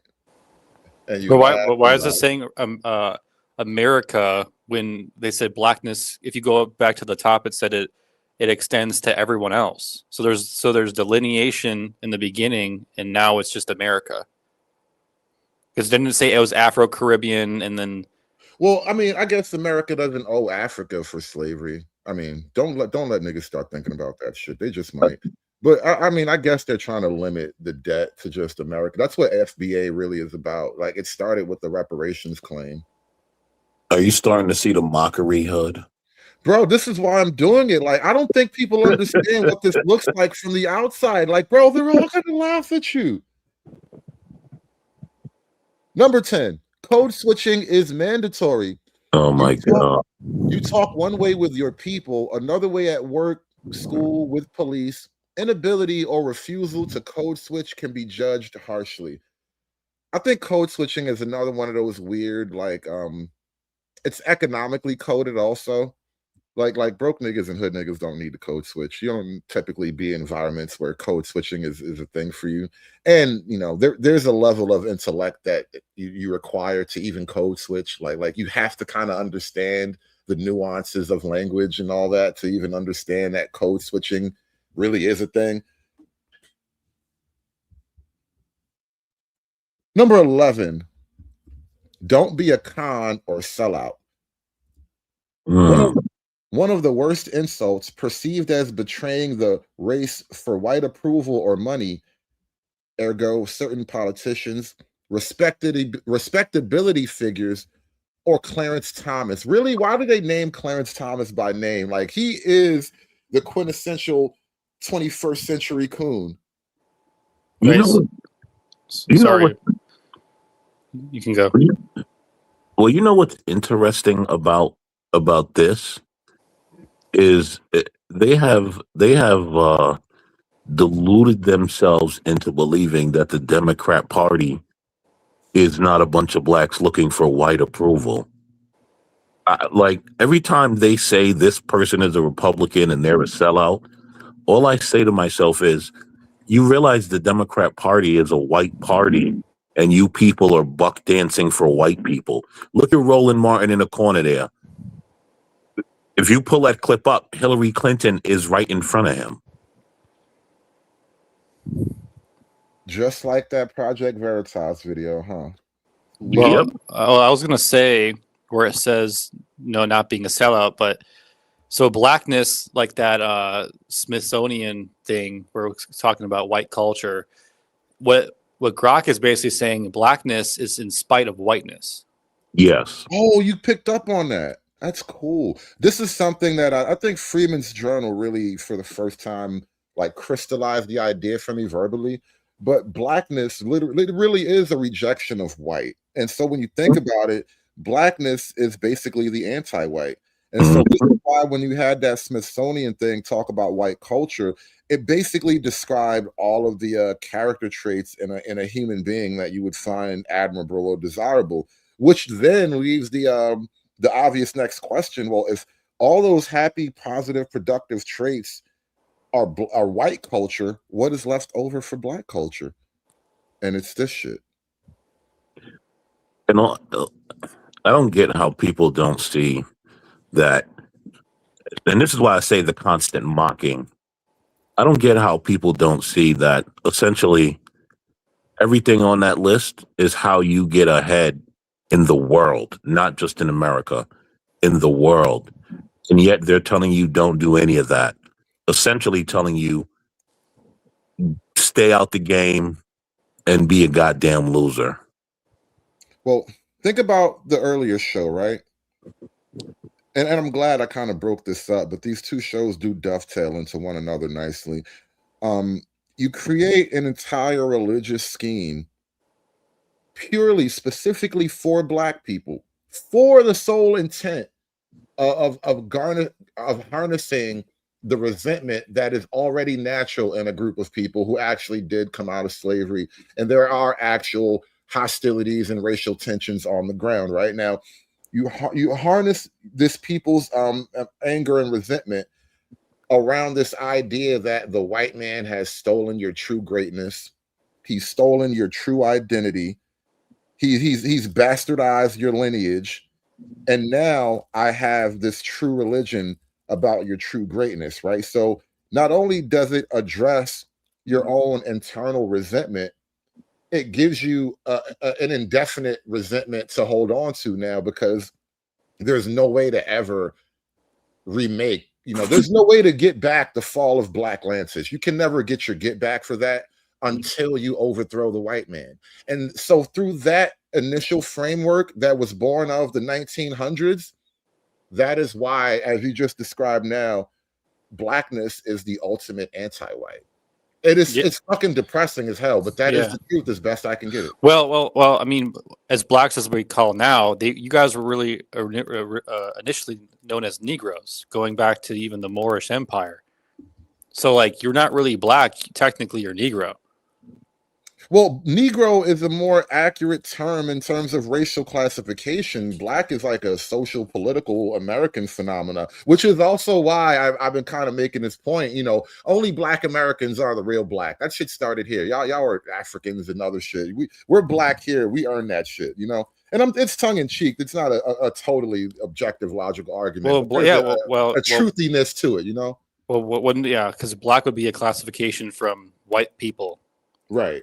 So I mean, which is why I say go home and be Black. You can't be Black here. That's a different thing. Well, and it's interesting you say that, right? Because I pointed something out. I was on another panel, and a Black guy asked a white guy. No, a Black guy had told a white guy he was white, but the white guy was from Sweden, and the white guy said, "No, I'm not white. I'm Swedish." Yeah, I mean, many Europeans don't go by white. Yeah, exactly. And guess what? Africans don't go by Black either. They just cosplay when they get here. Well, I've been exploring that whole concept for a week or two now because of the Somalis and all that. They made it relevant. Let me get down to number 12 here, because we only got 2 more to go. Cookout invitation is a privilege, not a right. The cookout is sacred. Bringing unseasoned potato salad or dating a vocally racist white person can get you uninvited forever. Hey, I want to say thank you for coming to the cookout, Thymotic. Please feel privileged while you're here. Wait. Does Friedman think I'm actually Black? No, I'm white, bro. I suspected you were white. I was just going on a hunch. No, I'm not. I'm as pale as the Pillsbury Biscuit Doughboy. Well, that's pretty pale. Maybe well. The reason why it sounds so foreign that like people would think I'm Black, because you know who BGS Idmore is, right? You're familiar with the Idmores. Yeah. Well, I get a lot of the knowledge from him because you do the knowledge with the Idmores. I'm fucking mind blown. Well, no, because the reason why he listens to the Black Brain Trust. Holy yes, shit. Let him talk. I gotta hear this. So here's the thing. So the reason why I follow a lot of like the Black space is because you guys are the testing grounds for the communists and the chosen tribe. So, when listening to him, he went over how even patriarchy, because the first thing to destabilize any tribe is you have to get rid of patriarchy. And so technically patriarchy was even destabilized in the 1800s under these certain laws, but that's besides the point. Okay. And I learned that from him. And so he was talking about what is white supremacy, and white supremacy originated in Spain after the Moors were ruling over the Spaniards for 900 years. And the Moors, they were black North Africans, and they were known as the Negro Empire. And technically the Spaniards, and then the Spaniards copied the Where is the General Dave? I'm sorry, hold on, give me 1 second. Where is General Dave right now? But Dave is right. Empire? No, Dave is right. Yeah, technically, the Moors were known as the North African Moors, and they ruled over the Spaniards. And then the Spaniards copied the Moors' system and made white supremacy. So I learned that, and I researched it, and it was true. It's because it was a Muslim caste system. There were North African Moors, they were Muslim, and they ruled over the Spaniards, and the Spaniards copied it. And then from there, the Spaniards had white supremacy, and then that went to the British Empire. And when they lost to when the Spaniards lost to the British, then the British copied the Spaniards, and now we're here. That's like drunk history. So hold on. Are you saying that the whole idea of white supremacy came from black supremacy? Yes. Thank you. Thank you. Yakubian. It's fucking Yakub all the way Yes. down, bro. Yes. It was. So you're saying that the Moors taught the whites their racism? In a way, yeah. Even like the black historians, African historians, they'll tell you that the Moors created the caste system that subjugated the Spaniards, and then the Spaniards just copied it. Yeah, I'm rocking with it. But that's why I followed it more. But yeah, that's how I know a lot of the stuff, and even he said that. This is amazing. So Snowman, when we were saying Keisha created white supremacy, I've been right the whole time. Well, I've been right I've been saying for how many years now that Keisha birthed white supremacy. When you talk about there's a book they like to mention called Daughters of the Trade, bro, where they talk about women as the middlemen and facilitators to the Europeans in the slave trade. Bro, this guy Friedman here, because he thinks I'm like being like parodies talking about the Negro Empire. No, Dave is right about the North African Moors that ruled over Spain for 900 years. That's a legit fact.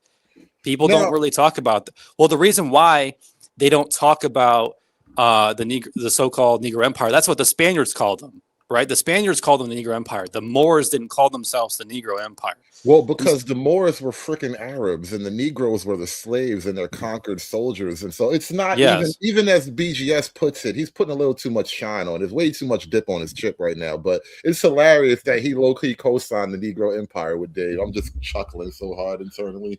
But in a way, the Spaniards did copy the so-called Moor Empire. Like, that's a legit fact. They copied their caste system and they inverted it. That's a legit fact. Well, think about this, right? Wouldn't a caste system only be natural after you've conquered a completely different racially ethnic group? And so, I mean, not to even shade or nothing, but like I think that's just a natural byproduct of the black Negroes being conquered by the invading Arab horde. Yeah. Niggas just don't understand. Your empire was really, an Arab colony, but anyway. Well, BGS. None of those Moors have a Yoruba name. They all have Arabic names. Technically, you are right. It was under the Muslim Arabs, and they were using the Africans as proxies. But when he's saying the Negro Empire, he's talking about what the Spaniards are describing when they were under, right? So from the Spaniard point of view, that technically made a white supremacy, which was just the inverted caste system of the Moorish Empire. Right, completely understood. Like you said, this is low key some drunk history, but it's fascinating that Dave was right. He was accurate at the same time. Did he just say the Umayyad Caliphate are a bunch of sub-Saharan Bantus with white noses and nappy hair? Not exactly. No, the Caliphate, the Umayyad Caliphate are basically Arabs, as I understand it. But when we're talking about Moors and black people, the Moors are the Caliphate. Well, this is The where it's a Moors gray own it. area. Black people want to claim identity ownership of the Moors, even though you could have never been a Moor until the Arabs invaded and conquered your Black African territories. That's the Yeah, irony but of it. that wasn't a black territory, bro. The Berbers are not black. Well, the Berbers were always white, but we're not talking about the white people either. I'm giving the Berbers their own identity in existence without even bringing them up. Berbers are a whole other thing black folk don't like to talk about, because apparently Berbers are a Caucasian North African tribe that have always been there. But they've always been there, though. The Arabs Right. did not magically switch the populations. It's impossible. Right. So our desert is the size of the United States. What You're- technology did the Bantus use to cross it? That's my point. You're reinforcing my entire criticism of the Moorish argument, which is that black people are putting way too much dip on the chip. The black Moors were the conquered people. They became Moors by name, but you got conquered into it, bro. Well, they were a higher caste than the Yeah, Spaniards. they were castrated slaves, bro. They were castrated slaves. The reason why I know a lot about the Caliph is because we fought them in 1718, and that was the greatest victory of the Byzantine, because we introduced the Greek fire, basically the very first ships on the planet with actual flamethrowers. The Byzantine ships. I can hear a little bit of pride in your voice, Ivan. When was the last time you thought about the Roman Empire? Oh, that was a while back. I mean, that was the whole. Listen, it's drunk history. But the whole point was I was just saying white supremacy in theory really was the Spaniards' point of view being the lowest caste in the under the Moors. No, true. That's all where true. it come from. It was Anglo-Saxons. The Moors really didn't have much to do with it. No, The say Arabs that didn't again. really have much. Yeah, No, the Arabs didn't have much to do with it. But go ahead. No, I was just saying I couldn't understand you at first, but I think I want to read these last two bullet points, and then we're gonna move on to something else. I'm holding SKC's super chat up to remind me. Number 13, though, music and dancing are non-negotiable. If there's a beat and you're just standing there, you're suspect. Even at funerals, there's a second line. I don't understand the second line thing. I hate black funerals, by the way, but I don't understand the second line thing. The Negroes, we apparently are a musical people. Listen, I just want to say, last year I went to one of my older cousin's funeral. There was no dancing. I don't know what these people are talking about. They didn't have him propped up on a throne or anything. I think maybe Africans do that shit where they put they put the casket up and they do a little shimmy while they're holding the casket. But I don't know. I've never seen that at a black funeral either. Thank you. Like I like, where do they get these things from? I don't know. Has to be an African thing, bro. It has to be. The constant mocking. This is Elon, bro. I'm telling you, don't blame me, bro. I am just a man reading. I do think American Man is right. Like, this is definitely from like a postmodern liberal white woman, or like some sort of like Marxist point of view of what black people are. Well, it's almost like a weird opposite of everything we would talk about if we were reading that the Smithsonian chart about white culture. This is really like the Black Mirror opposite or something. Number 14, the last bullet point. We were kings and queens versus we built this country. Two competing origin stories. Don't I talk about these origins? Two competing origin stories. African royalty narrative versus American slave labor legacy. Both used for pride. Yes, even Grok knows. Now, wait a minute. Wait, say it with me, y'all. Wait, what? Great. Now, what's our motto? We was kings. We was kings! All right, Ed. Unbelievable. Unbelievable. Even Grok knows we was kings, y'all. Shout out to Grok, man. Shout out to Grok. Put some respect on my shit. Shout out to Grok, bro. Grok. Even Shout out to Grok being racist, man. I love it. If you had to like just put a number to it, like what percentage of black people do you think like sees that and thinks like this is an accurate depiction? Ooh, more than 50, bro. Oh God, no, that's not. It can't be more than 50. I mean, if I were to just judge from travels in life, and I'll put it in at the low 40s, but way too many, bro, way too.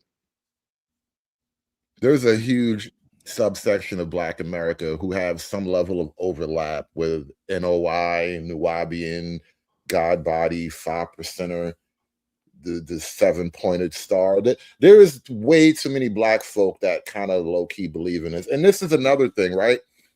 Once they introduce the concept of ethnic studies, how do you not have a lot of Black people who have internalized these doctrines and dogmas? Because now you're a smart nigga. It was one thing when this shit was just shit that prison niggas read about. Once you go to college and you pay 50-something grand to learn this shit, you're certified now, bro. You're a certified retard. That's power. That's true. That is correct. I just want to point out real quick, this chick has got some extremely large glow-in-the-dark white teeth. Yeah, I have no idea what this is. Shout out to SKC with a $10 donation.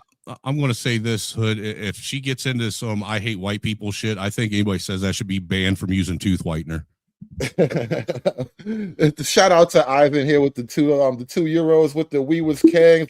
Running it back, y'all. Wait, what? Great. Now, what's our motto? We was Kings. We was Kings! Now, I don't know what this clip is. I didn't even really preview it except like 5 seconds. So I wanted to do it fresh because SKC asked me to review it and he waited for us to get to this point. So it's relatively long clip. We'll see what this is. Can we just give her some credit for having a chiseled chin?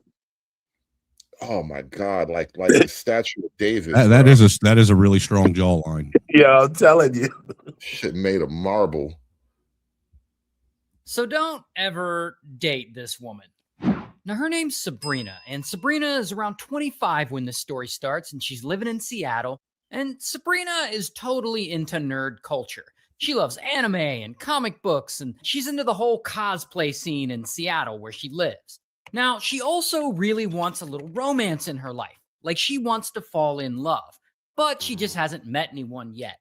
Then one day, around the early 2010s, she posts an ad on Craigslist. And the ad is basically a rant about how white guys in Seattle are afraid to date Black women because they never message her back. And pretty quickly... All right away, swirler vibe and resentful that she's not well received by white men. I keep telling, listen, I don't know why these chicks on panels have this image in their head that white men are just lusting over them. Listen, if you get a white man that likes you, good for you, but this shit ain't gonna happen every day. Maybe TV shows and movies contribute to that shit. It does. It's a lot of brainwashing on TV, bro. And it's intentional. This is what they mean by like Black actresses have talked about this. You know, she wants to be the leading role next to a white male action star or some shit like that, like Halle Berry and James Bond back in the day. That was a big moment of celebration for Black women because now you finally. Halle Berry was hot though. Halle Berry was hot as fuck when that happened. So it was well deserved.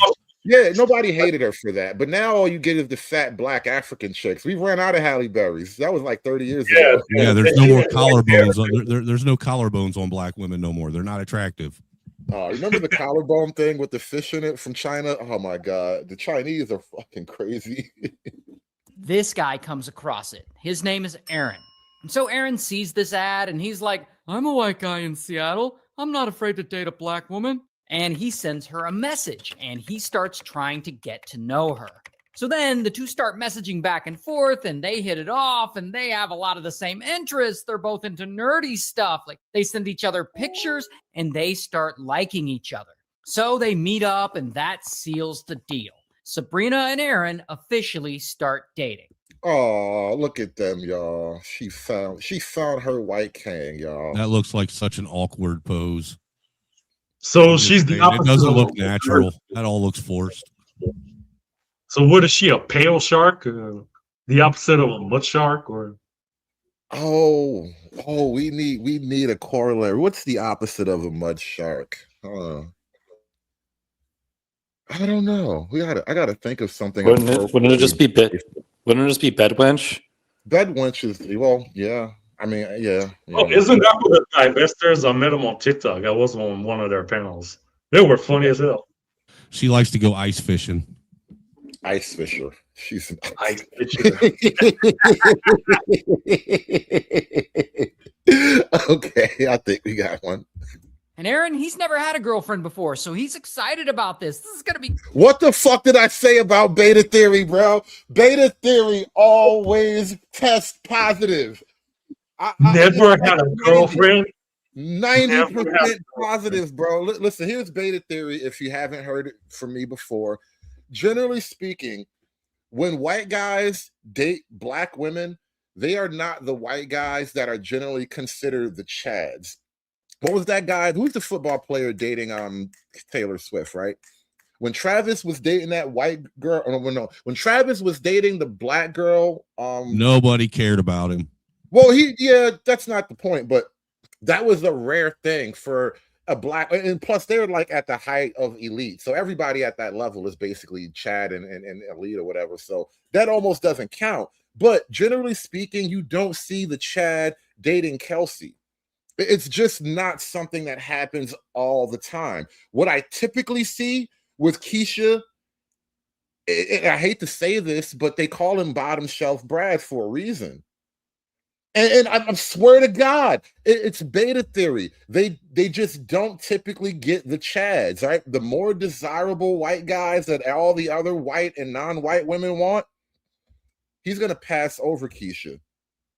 Sabrina and Aaron officially start dating. And Aaron, he's never had a girlfriend before, so he's excited about this. This is going to be great for him. And soon they start going to anime cons together, and they're both pagans, so they start practicing paganism together. And Sabrina is in college, so she doesn't have a lot of money. So Aaron pays for a lot of their dates, and he's fine with that because he's a gentleman. Beta! Oh, where's the Jesse Lee clip? Oh my God. Oh my God. This is about to be such a horror story. I already know. I can feel the horror building up. It's like I can hear Michael Myers walking up the steps one at a time. And I'm just hiding in a closet like a white woman in the 80s. I kind of already know the ending to this. But I'm the god of the sea on this. If you claim to be pagan, you're a homo. Oh my God. A virgin homo. Holy shit. Damn. All kind of struggles.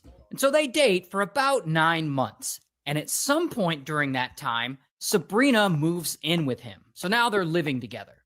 Then around this time, something crazy happens. Aaron comes home from work one day and he finds Sabrina upset because she had gone to the doctor earlier, and she says the doctor diagnosed her with MS, or multiple sclerosis. And this is devastating for the both of them. I mean, not only is this a terrible disease, but it can be really expensive to treat. And so Aaron, he's going to do whatever he can to help, and they're going to get through this together. Oh, no, a snow leopard. Because hyenas don't really do the snow, but a snow leopard, though, maybe. Now, sometimes Sabrina has medical insurance, but most of the time she doesn't. And when she doesn't, Aaron has to step in and offer to cover the cost of her medication and such. But it turns out that the medication she needs at first, it costs around $450 a month. Hey, he has to pay that in cash. He may have health insurance, but she doesn't, being a student and all. He needs to bounce. Chalk this shit. I mean, pack your bags and find your way out to the exit. Why is he talking to Ted Danson in Cheers, bro? Look at this bartender. That is Ted Danson from Cheers, bro. Holy shit. And so Aaron is like, well, I can't afford this. And so then Sabrina starts suggesting that if she doesn't get these, hold on a minute, pause this. She's going to unalive herself. Why does this guy narrating sound like Josh? Josh is always just got Ray William Johnson. Josh is always with us. With his said powers, he's everywhere. So, yeah, red flag. Now, Aaron, he's not going to let that happen. So he starts finding ways to pay for her medication, like taking out payday loans and stuff like that, borrowing money. And this really sucks for him, but he does end up getting a little bit of hope. He eventually gets his dream job working as a programmer for Nintendo. You know, I love this animation. This is the kind of animation I want for some of the videos I do. Just need little quick images to fill out the picture. And this is a bump up in pay for him. And so with this new money, he knows that he's going to have his girlfriend's health covered. So he gives Sabrina more and more money when she asks for it.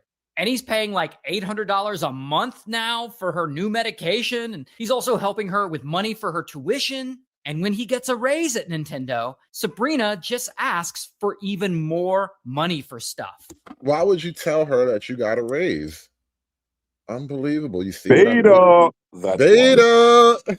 Remember, they aren't even married yet. He doesn't need to be telling her that much information. Right. Oh my God. Brother, there's never been a moment a woman has known how much money I make. Listen, even if I tell you how much money I make, I'm probably lying. I just need to get exactly the conversation on. Exactly. I'm lying to you all the time. I'm telling you I'm broke when I have like 10 grand in the bank. Yeah, I don't have anything. It's my last $5. We're done. Right. I need a number to satisfy this moment. That's all. She even says they need to drive a nice new car, so he gets a new car. Then she says that they need to get a house, so he puts a down payment on a house. They don't even have a baby yet, bro. This is the crazy shit. I can understand getting trapped with a baby, bro. How you get trapped with MS, bro? This is wicked. And she probably not even really sick.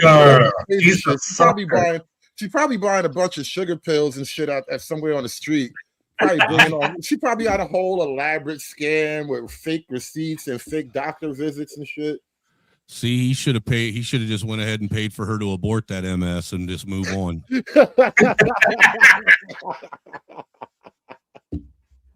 She also has a very compulsive shopping habit. Of course she does. Of course she does. You ain't dying, bitch. I don't want to hear this. No, you are not dying. There's no way you dying. You are not dying. You sit here trying to tell me MS killing you. No, I'm not believing you. Have you noticed ever since he's gotten his new job, her MS has gone away? She is healthy out there enjoying life. Food tastes better. The birds are singing louder now. What a sucker. I bet you every time you try to go get some box, her MS starts flaring up. I'm telling you, that's the move, bro. Every time he try to, you know how you do that little. Sorry, man, my MS is getting me tonight. I just don't feel it. Right, I'm telling you, bro. All he get is dry hand jobs in the morning, bro. That's my neuropathy is acting up. You try again tomorrow. Nigga get a spit-free hand job. That's it. It's just dry. You better hope it's sweaty or something. Like she buys a lot of high-end makeup and she always buys new clothes for herself every month. And she can't help pay for any of this stuff because she can't get a job because she has MS, so she's limited physically. And can she at least collect disability? I mean, like, you're not even doing your part as a Black woman. Like, there is so much available to you. Like, come on now. Anytime things get rough for them, either emotionally or financially, or anytime Sabrina doesn't get what she wants, she freaks the fuck out and she claims that she's going to unalive herself.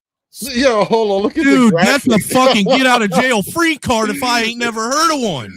This graphic is dope. Financially, or anytime Sabrina doesn't get what she wants, she freaks the fuck out and she claims that she's going to unalive herself. Yo, she is doing her best white woman impersonation right now. No, that's a white kid impersonation. That I ain't never seen my wife act like that. Yeah, guess what? If a woman ever does that and threatens to unalive herself, I'm gonna leave the knife on a coffee table as I walk out the door. Shit, I just hand her a loaded gun, say do what you do.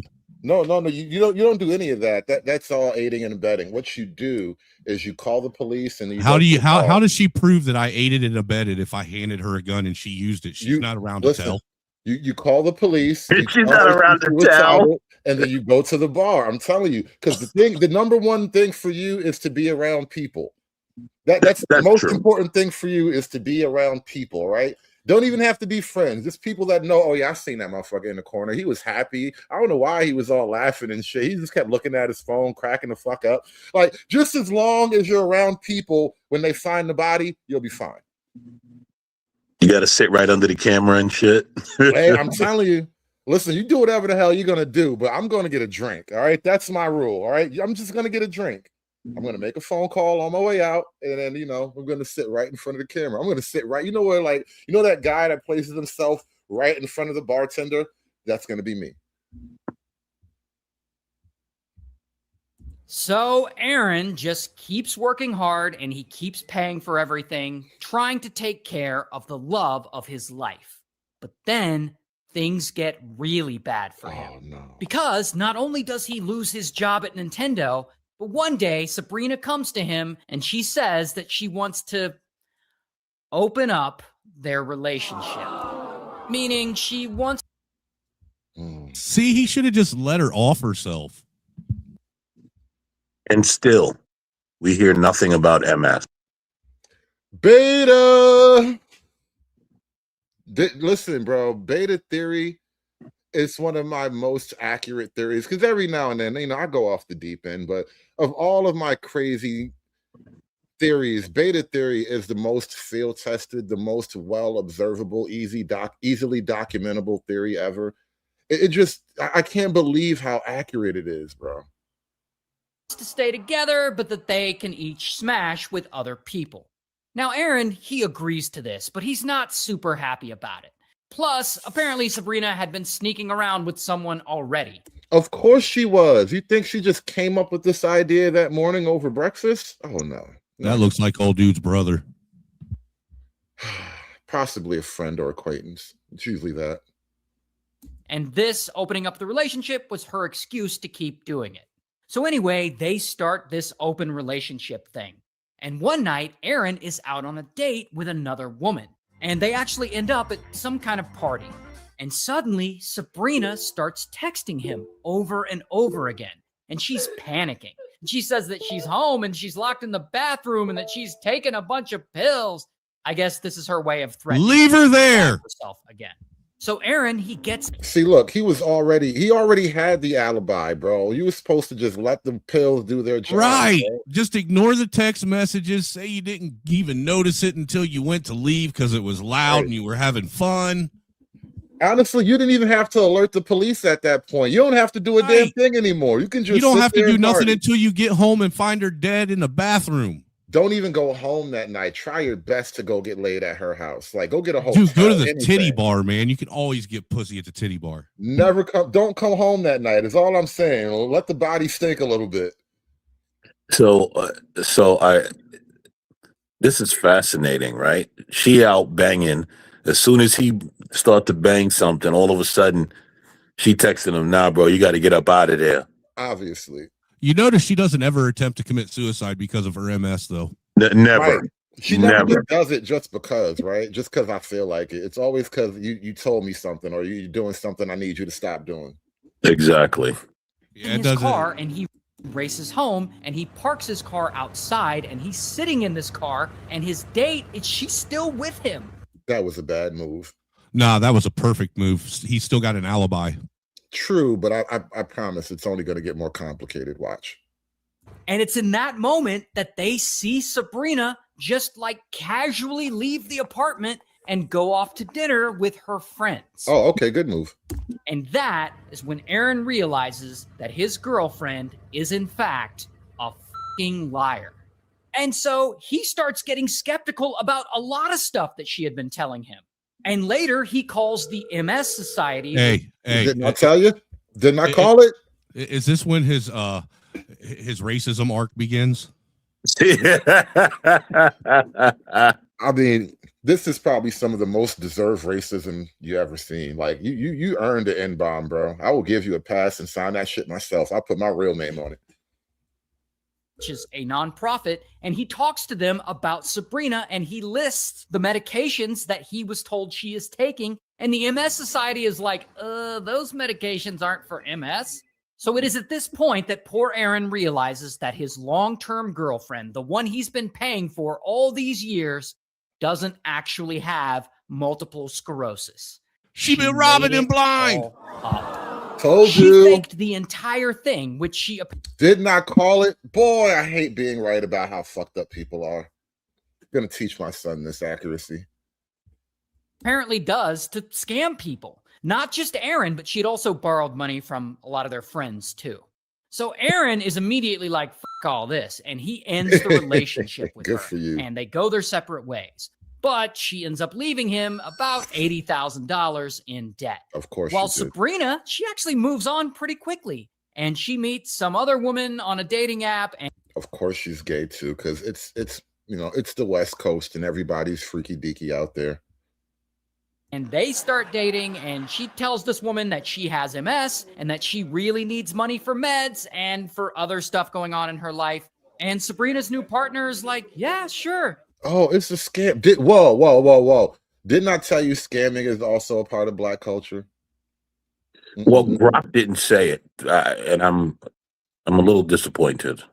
Because I brought this up the last show when we were talking about how all your Black identity shit just comes from scammers, and that's why game and all that con shit is low key a part of Black culture. And she gives her money.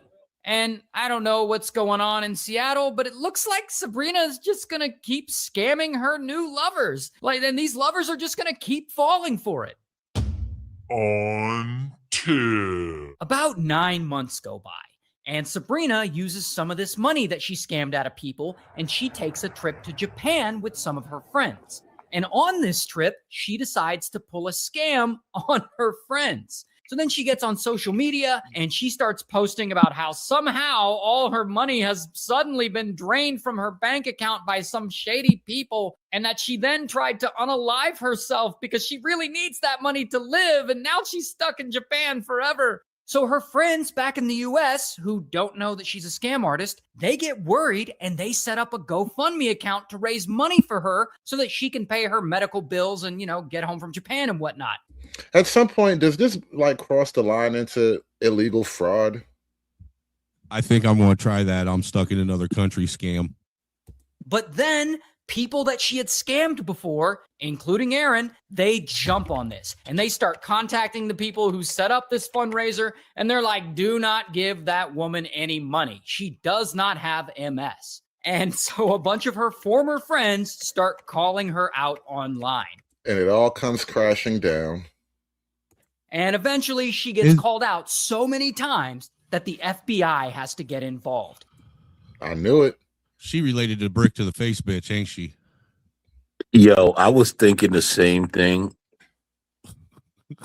And they start investigating. And their investigation finds that over the years, she has scammed between 8 to 10 victims collectively out of $600,000. Wow. Which she mostly spent on various vacations and comic books. On girl stuff. I'm just a girl living a good life. He thought he was buying meds, and really he was paying for her comic books and her cosplay outfits. That is fucked up. And he wasn't in the hotel with the other dude. Don't forget about he was also probably paying for all of her fucking memberships for all these online dating sites. Right. Paying for all of her side dick, bro. It's crazy work. And listen, the fact that she was cheating on him, she wasn't giving him that much box, bro. That's, chicks don't like to stretch themselves out like that. And beauty products and stuff like that. And so, bam, Sabrina gets arrested. And I don't have a mugshot, but here is a picture of her in real life. She kind of resembles Brick to the face bitch. I've seen this picture somewhere before. Maybe you have. So have I. Oh, man. That big ass brown fucking zit on the bottom of her chin, getting ready to explode into the camera. Bro, the thirst is real, bro. The thirst is so real. I can't imagine getting scammed by that. She does have a face that you kind of can't forget. It's just a chiseled chin like that. You rarely see that on a woman. So when you see it once, you kind of never forget it. I've seen that face before somewhere. Dude, for a face like that, she better have a banging, and I mean a banging ass body, because damn. I mean, she was slim in the cartoon, but you know, I'm always nervous about headshots. You know, I can't really look at the collarbone. Collarbone looks a little chunky, no lie. From what I can tell, there's a little bit of chunk in that collarbone. He looks tall too. Probably. Goodness gracious, man. Didn't I tell you though? I knew going in before we even got to that point. Nah, she don't even have MS, bro. And then once he said she was going shopping and all that, I'm like, no, this bitch is not sick. You are not about to die. You're out here living your best life. Shout out to Anunnaki with the 20 ball. Hulk smash, lover brother. Keep up the great works. Appreciate you so much. Hulk! Smash!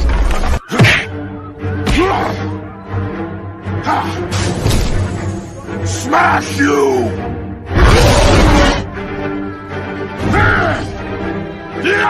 You make Hulk angry!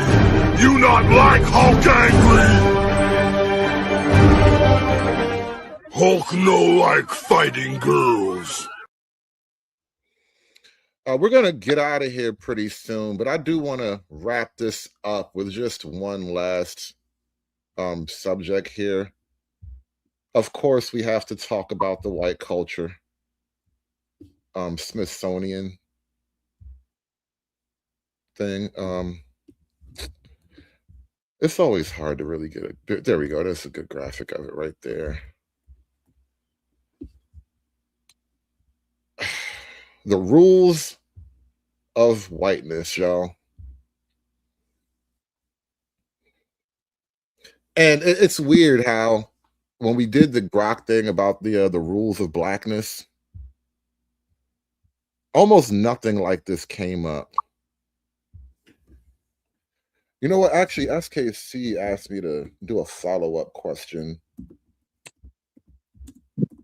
about go through this. Let's check the boxes to see how close to whiteness you and I may be.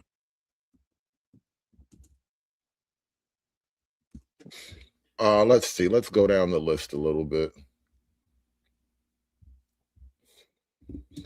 Rugged individualism. The individual is the primary unit. Self-reliance, independence, and autonomy. Individuals assume to be in control of their environment. You get what you deserved. Well, yeah. Yeah.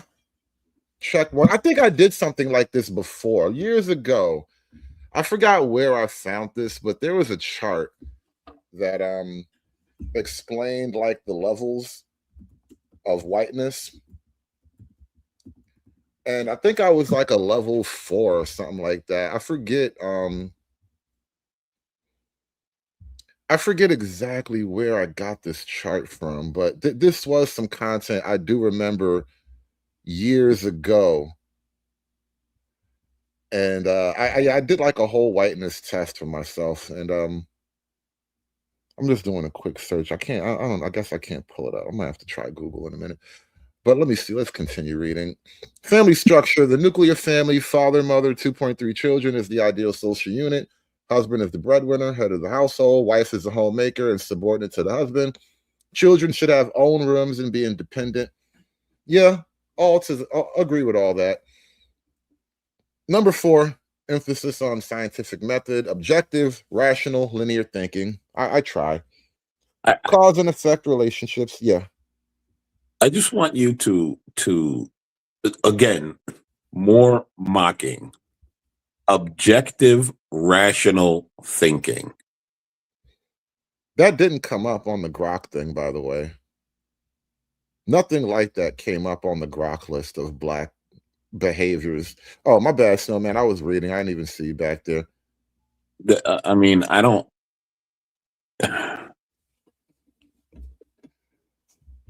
Black people never see when they're being mocked, do they? But this list was actually printed out by black professionals. This came from the Black History Museum under the Smithsonian. I know. Obama and company. Right. So it's almost like an accidental self-own. Snowman, you wanted to jump in on this before I keep going? No, I'm just listening right now. I mean, I've done all this stuff you're talking about. I'm sure you have practicing whiteness. Cause and Why does it have effect to be really. whiteness? Why can't just? Because that's what it says on the thing. Oh So- yeah. It's Okay. called aspects and assumptions of whiteness and My white question. culture. Well, who's the one that decided that these are the aspects of white culture? Was this a white person that decided this, or a black person? Black liberals. Well, then I don't care what they think, because they're not white people. So how are they going to tell me what my culture is? Well, they're actually trying to tell black people what white culture is, because this is black people. Well, from stop Black doing that. History Stop Museum. doing that. Stop telling black people No, what white no, culture actually- is if you're black. They're essentially, hold on, guys. They're essentially warning black people to stay away from these negative traits because they're anti-black. Right. Which ironically would also make these rules of blackness in a weird way, right? Like the not to do list. Yes. Like, Okay, do well not then, believe in cause and effect relationships. Do not believe in quantitative emphasis. Like per capita is a quantitative concept, right? And this is literally rejecting white people's belief structure. well then, don't get mad when all of us whiteys sit around at the campfire and we want to talk about all the traits of black people and the things that you don't want to do because it makes you No, look that's trash. racism. That's racism. No, That- fuck yeah. that, dude. Fuck that. No, Racism. fuck You're not that. allowed to do that. No. That's racism. It really is. I don't know Fuck why you that. don't accept it. Yeah, you know what? If you can be racist, I can be racist, sir. I can That's just not be how this game is played. any racist you can do, I can do better. That's not how the rules work. I am sorry to inform you, sir. Moving on. History. Based on Northern European immigrants' experience in the United States, heavy focus on the British Empire, the primacy of Western, Greek, Roman, and Judeo-Christian tradition. Everybody knows how much I talk about Western culture. You know, it's cool to be the only black people native to Western culture. This is why all you other niggas be trying destiny swaps. Being second isn't that bad, is it, Hood? I'm cool, bro. I'm great, man. You know, I mean, I've second gotten a place little is welfare here and there. I'm doing all right. I'm doing all right. Second place is still up there on the trophy board. You know what I'm saying? Right. You're still getting a trophy. Yeah. I was just about to say, man, you still get to stand on the podium. Right. Yeah. So why are you mad? We all getting some box after this day, bro. We good. What else we got? Protestant work ethic. I don't know why that's a tribute to Protestants. I got to look into why that phrase is a thing. Like Protestants and Calvins, for some reason, get like singled out for work ethic. Because Protestants are pussies. I just, it's a white thing I have to explore a little bit more. I don't know exactly why that's a thing. Protestants and Calvinists, they I don't know, they get this weird work reputation. Almost like Mexicans. Who wants to bet that 95% of the black people that wrote this are married to white people? Oh, at least half of them are. That would be hilarious, though. The hard work is the key to success. Work before play.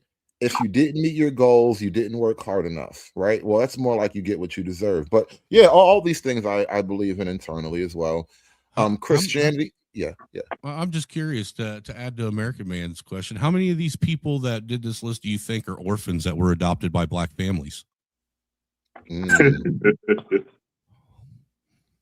I don't think black people do a lot of adopting, honestly. No, I didn't say adopt. I meant adopted or orphans adopted to white families, I should say. Okay, well, that's right. Yeah, I know, right? Because I don't think black. How many of these do a are lot black people adopting. that were? Yeah, how many of these are black people that are orphans that got adopted by a white family and now they're trying to say shit? They had a great upbringing. Were treated Like, well, went to good schools and shit, but now they're mad because they had a good upbringing. These are all well-to-do blacks from well-to-do families. Right. If you remember in J.D. Vance's book Hillbilly Elegy, what did he tell you about Harvard? No one that goes there is poor. Even the so-called affirmative action people. Whose book is that? Whose book? Huh? Did you say J.D. Vance's book? Yeah. I don't read books written by poor white people. Well, he was trying to get not poor. Let me read some more. Status, power, and authority. Wealth equals worth. Your job is who you are. Respect authority. Heavy value on ownership of goods, space, and property. You know, there's something really interesting about this one, right? Your job is who you are. And also, the wealth equals worth is low key tied into that because your job gives you a level of wealth, right? But I think there's a problem because, all right, Black America tends to have the highest unemployment of the ethnicities in America. And I wonder how the lack of employment actually affects the identity problem in Black America. Because a lot of this stuff, we talk about the whole Black identity issue and exploring how Black identity is a grift. And what if one of the reasons why Black identity is such a grift is that not enough Black people have found identity and career? You need to define career, sir, because every Black person I know have a career. I mean, society might not consider it a career, but they have a fucking career. Well, I don't know if it's like this idea that you are what you do. I don't know if this is a prominent fixture of Black culture as it might be outside of Black culture. Like, I think the idea that you are what you do is relatively accepted, but I don't know how prominent it is within the community. So, yeah. Well, I also think essentially what they're saying is the work that you put out is a representation of you. Exactly. How does that apply to a community who is struggling for work? Well, right. Right. Correct. And it All also all I'm going to say is I worked for a lot of construction companies growing up as an adult, and it's always, dude, the Black people never lasted. Ever. They never lasted. I know. I've seen it in my life too. High turnover. Yeah, I've seen it too. Ironically, though, when you talk to older tradesmen, like just older tradesmen, they will, however, tell you that like back in the 70s and 80s, and of course, we were children or not or did not exist. They will tell you that there were lots of hardworking Black men that were in the trades. Well, the older Black men that were in the trades, yeah, when I was working construction, yeah, they were hardworking. I'm talking about the guys that were my age. Yeah, they were always lazy. They never wanted to do anything, and then they complained because they didn't get paid enough. This is a generational thing in America across the board, but I think in Black America, it's very much more. It's a lot more acute. Like if you think about like the older Black men, we're talking about like the civil rights and the pre-civil rights era. They actually had to work. It was like, do or die type of living back then, before the welfare state and all that. And like you understand the civil rights men and women of that era, the people that actually, the nameless, faceless people that didn't make the history books. A lot of them probably were professionals who were employed to a large degree. Like you probably didn't pull this off with broke, homeless people. You feel me? Right. Moving on. Planning for the future. Delayed gratification. Progress is always best. Tomorrow will be better.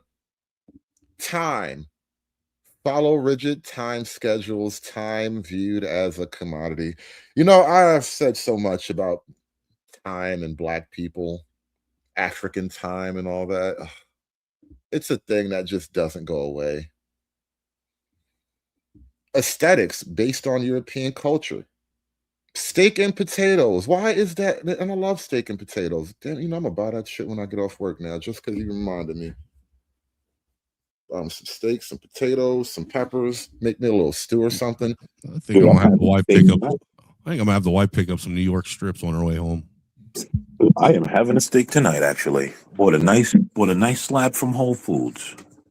Now, bland is best. I feel like that's just an anti-white slur. I don't think white food is bland. Yes, there are. No, I'm going to be honest with you. There are a lot of white people that don't understand how important just salt and pepper is. Well, I think seriously. I think that's white people who can't cook, right? Because if you ever watch, I don't know if it's necessary. I think that's no. I don't think that's what it is, Hood. I think it's part of white culture now because a lot of white people, they don't season things, and their excuse that I've always been told, no matter who it is, when they don't season their food, is that way you can salt and pepper it to your liking. Well, maybe, yeah, maybe. You know, that's just what I've always heard. But it's about half and half white people that actually know how to actually barbecue and cook, and white people that shouldn't touch a barbecue or a pot or a pan at all ever in their life. That I feel sorry for their kids. All right, buddy, I'm gonna I don't think that's just a white person thing. When I was young, this woman and her husband said they were going to cook for Thanksgiving. And my wife and I said, sure. This bitch, everything came out of a box, like pre-made and whatnot. And I'm like, why would you say you had a Stouffer's Thanksgiving dinner? Yeah. I'm like, yeah. Everyone's looking like, why would she say she's going to cook for Thanksgiving? Why? Why would you do that?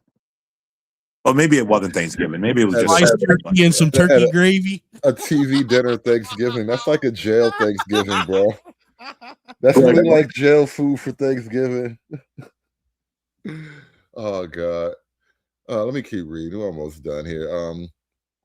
A woman's beauty based on blonde, thin Barbie. I mean, I guess that's relatively true. What's wrong with wanting women to look healthy? Well, the thing is, the majority of white people aren't really blonde, though. That's just maybe that's why it's like an elite thing, I guess. But because most white people are not blonde. I don't know so much about the blonde thing, but I'll thin, yes, thin. Yeah, but thin, blonde isn't necessarily a white thing, though. You know what I'm saying? Well, yeah, it's definitely a white thing. I mean, you understand what white people don't sit and just want blonde-haired people. All of Asia would disagree with you. Asians aren't white. No, but I'm just saying only white people naturally produce blonde hair. Like white people and those Aboriginals. I get that. What I'm saying is it seems like that what they're saying with that is that's what white people want is nothing but blonde-haired thin people, and that I disagree with. The thin part is yes, most white people prefer people that are thin and fit and look good. As far as blonde hair, that's a personal thing. Blondes, brunettes, redheads, we don't give a fuck generally. Yeah, tell that to Sydney Sweeney. She is pretty fucking sexy, though. Men's attractiveness based on economic status, power, and intellect. See, in Black America, men's attractiveness is based on game and muscles, bro. You either have some game or you got a good body. All that other shit, that's for white people. That's how you get a white girl. Based on, let me see what we did all of this. Holidays based on Christian religions, based on white history and male leaders. I mean, well, it's just Western culture, though. Isn't Kwanzaa a made-up holiday anyhow? Aren't most of your holidays made up that are African specific? Kwanzaa is the one. Outside of that, there's nothing else really. Technically, Juneteenth. What's the federal holiday? So you gotta respect it now. Technically, they're all made up. Well, I mean, anything modern, you know. No, I mean, Christmas. You can take Christmas. Christmas has been practiced in a form or another for as long as mankind has had recorded history. White mankind. It's all made up, bro. Even if they were practicing it that long ago, it's all made up. I know. Fair enough. I get your argument. It's all made up, man-made constructs. Yes, you're right. Yeah, like the entire story of Christmas is just dumb. Listen, you know, I don't even think we ever really did Christmas like Santa Claus. It's a dying tradition at this point. I remember as a kid, it was like a big thing. But I think we are the last generation that really did properly have Christmas. What are you like talking the American. about? You know what? Honestly, bro, even our American concept of traditional Christmas with Santa Claus and Rudolph the Red-Nosed Reindeer. But like, bro, all of this low key is just Hollywood Semitic script writing, bro. We were all given a corporate Christmas and we just went with it because it was fun and the war was over. Well, Coca-Cola branded Christmas in America for the most part. This is what I'm trying to tell you, bro. Like when you really get into it, it is depressing, but you know. Well, I think your view on Christmas, HUD, isn't fun anymore because you pay for Christmas now. Well, yeah, I'm an adult. No, That's well, I the thing. disagree. I think it's fun watching the kids open up shit and get stuff that they didn't think they Right. were going to get. Yes. I enjoy that's that. fine. And I as do an enjoy adult, that. as an adult, your enjoyment for Christmas does shift, and you enjoy the energy of it all less than waiting for gifts because now you're the gift giver. It's just expensive as fuck now. Yeah. And actually, I'm actually going full Karen this Christmas. I actually got an ugly sweater trophy that I ordered. Like we're going full Karen this year. Yeah, I'm gonna buy. Well, I technically do have one Christmas. Damn, sweater. you're I need to get another one. You're going to have a full on white Christmas this year, huh? Yeah, yes, sir. Yes, sir. Cool. Let me read this last couple things. Justice, y'all, based on English common law, protect property and entitlements, and intent counts. What other law would they choose us to use? Do they want us to use Sharia law? Some people would, yeah. But no, I think generally speaking, black folks see the law as the white man's law. Like it's literally, the white man's court. You took me up to sin in front of that white man. So nobody had law before white man invented it? Well, nobody imposed it on the Negro before the white man. Well, then how did y'all motherfuckers end up in shackles and chains? Have you seen? Hold on. Have you seen Africa and Haiti? It's essentially lawlessness. Right. That's not law. That's the Nietzschean rise for power. Moving on. Competition. Be number one. Stop playing basketball. Yeah, all you motherfuckers need to get out of basketball and football then. Yeah, black folk are competitive. I don't take that away. Win at all costs. Well, we're physically competitive. Win at all costs. Winner loser dichotomy. Action orientation. White people are action oriented. What does that even mean? It means you're doers, not talkers. Oh, okay. Master and control nature. Well, yeah. I saw a bridge collapse in Africa just the other day. Must always, to be fair, a bridge collapsed in China too, and it was way more spectacular. But the Chinese do it a lot bigger though. The bridge in Africa was like a footbridge. It didn't even hurt nobody. They couldn't even build a footbridge. Was it made out of mud and twigs? like bamboo or some shit? I don't know. Even bamboo would have been stronger than mud. Really, I don't even think they had bamboo. But I'm just saying, I watched. It was some little bullshit. It wasn't even like a bridge. It was like an actual footbridge, but like still, it wasn't the Chinese bridge collapsed. Like China, they built the bridge between two mountains. Maybe Maybe they should have made their footbridge out of real feet. Anyway, must always do something about a situation, right? That's back to action orientation again. Aggressiveness and extroversion. Black people love to accuse white people of having conquered the world and enslaved everybody. And I don't think that's the flex that black people want it to be. Low key, I feel like it's a jealousy flex. Like if you could, like seriously, if you had it in your choice, if it was in your power to conquer the world, you wouldn't do it. You pussy. Like, come on now. If I had a 51% chance of actually conquering the world, bro, I'm going so hard for it. All I need to know is if I got a slightly better than 50% chance of being the king of the galactic empire, why would I not go for it?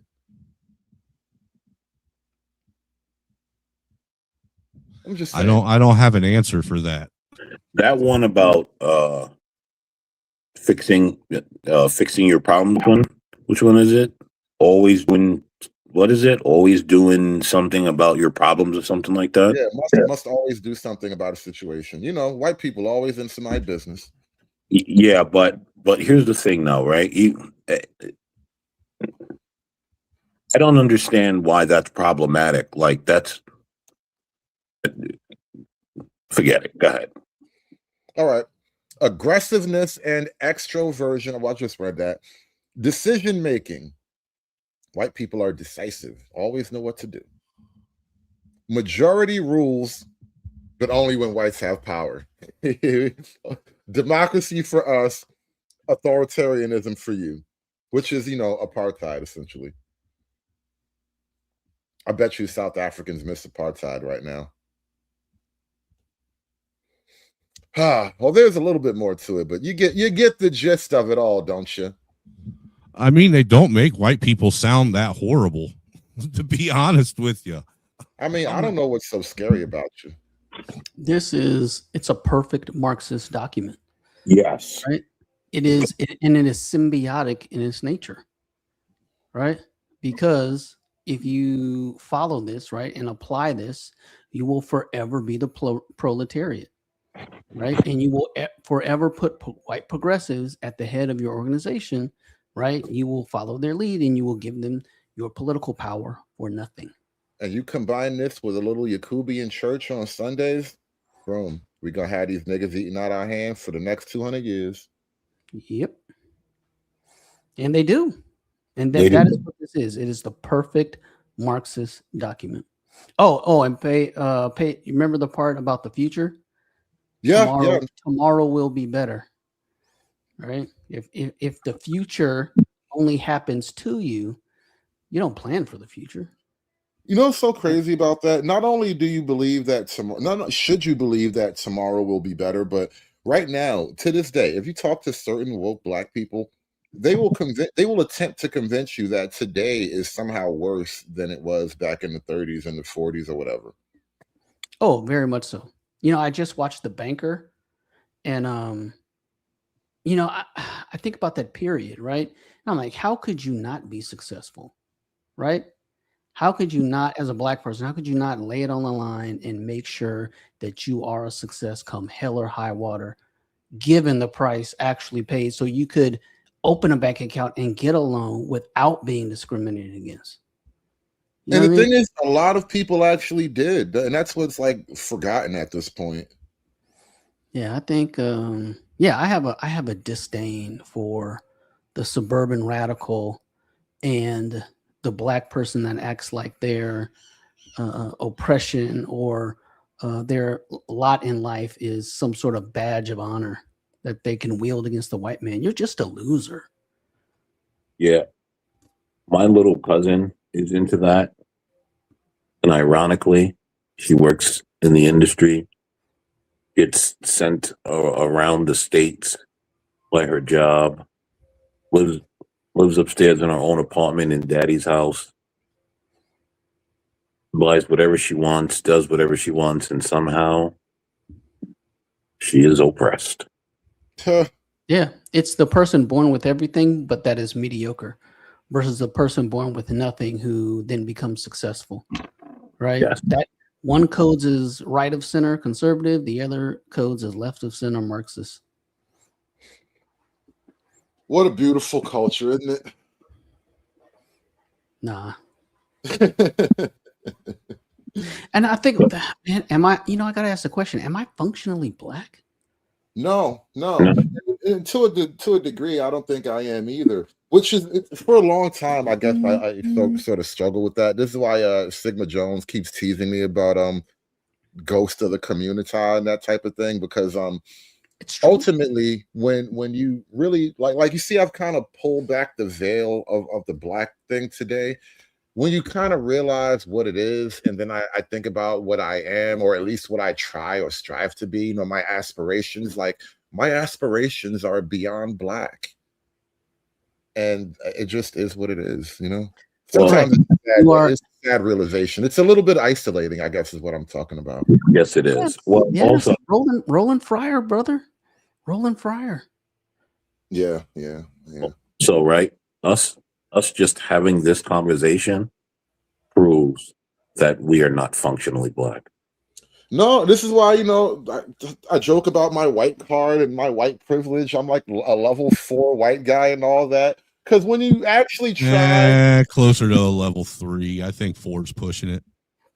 Well, fine. I'm just saying, but when you actually go back and try to make an objective, like as hard as you can, make objective comparisons of the majority of like Black versus white culture, the prominent vibes and whatever, the prominent behaviors and cultural concepts and all that, I just find myself identifying less and less with, you know, as much as what I can objectively determine to be black.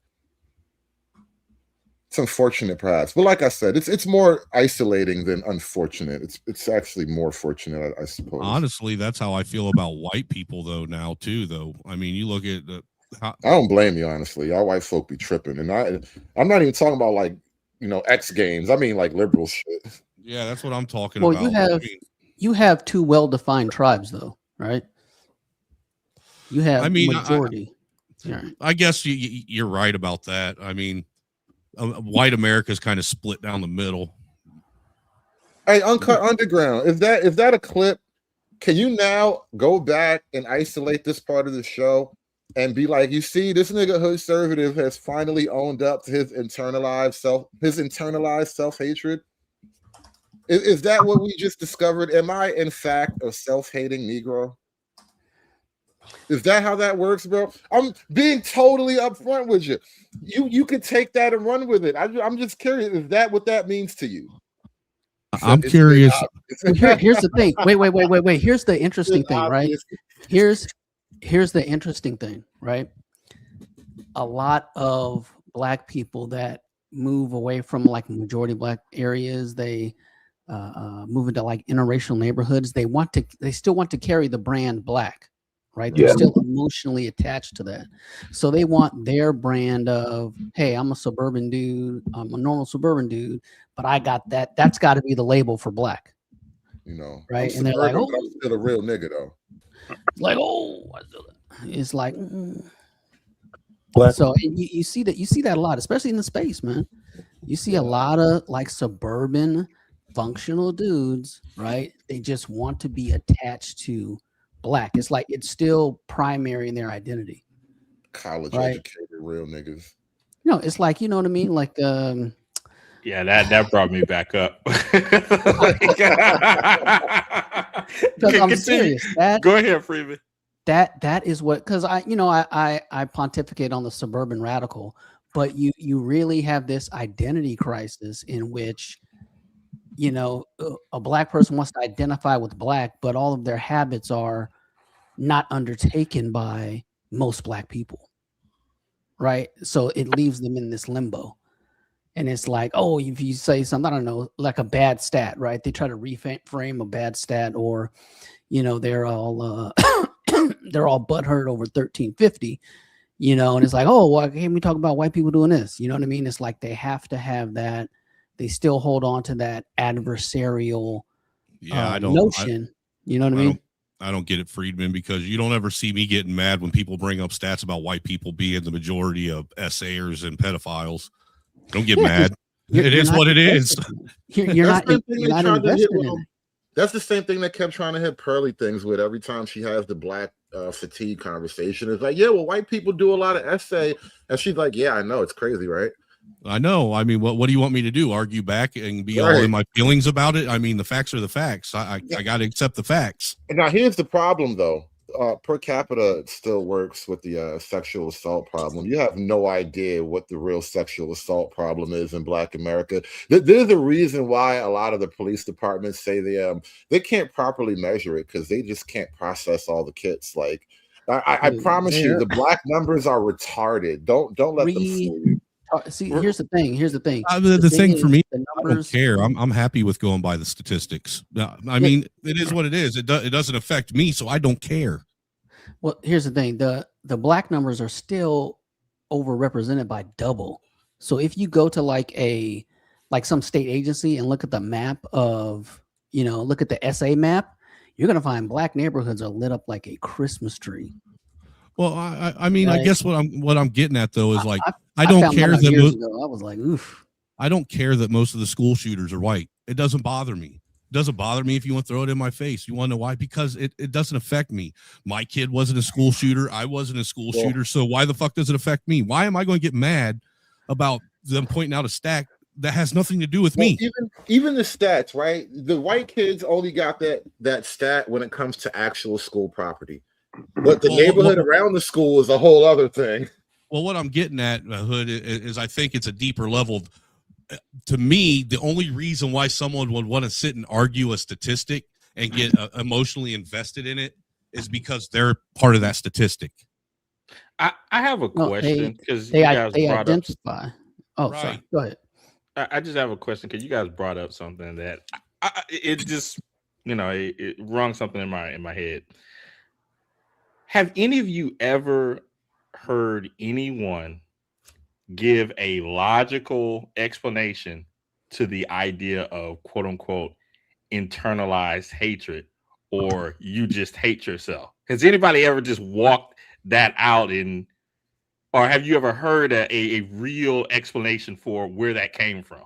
Honestly, I think Carmen pretty much has the best take on it. You hate yourself is a female insult. And I think that's probably as logical as it gets. I don't understand the self-hate thing whatsoever. Well, it comes from if you don't, let me attempt to break it down. If you don't follow the assigned rules that we set upon you, then you must hate yourself. Okay, but that's still an illogical statement. Listen, I'm just telling you how I view it, right? It's if you don't follow the rules that we set upon you as far as blackness goes, then you hate yourself. Yeah. It's like it's a othering. Look, it's a tribal othering, right? That's all it is. It's like, oh, you can't be with us because you say this. And it's like, oh well, like who are you to be a part of? Okay, so then I have a question then. And this is just revolving in my mind. If you're stating it's just like a tribal thing, then really how far off is Da Communita from the Somalians? Well, see, and then I will point out some people cannot separate skin color with habits, right? They think a skin color is owned by a habit. Mm-hmm. It's not how it works, right? But in your mind, right, if you think that way, then there's all types of internal identity friction when you have habits that identify with the wrong skin color, right? If you don't think that way, then it doesn't bother you. Well, let me throw the community a bone. In regards to the Somalians, I think we do have a noticeably higher average IQ. Well, maybe. Okay, so that was a shaky maybe. All right, fuck you.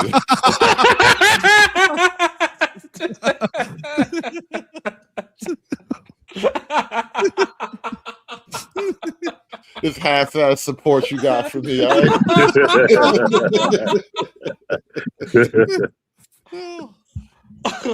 Okay, so you're about to say something, man. I was until maybe. I'm sorry. That was That was really racist to me. I apologize. Oh, man. No, I just wonder, man, because I've heard that that sentiment, man, since I was probably a teenager or something like that. But no one has ever walked that line of reasoning from A to Z for me. I assume that they can't. No, they can't.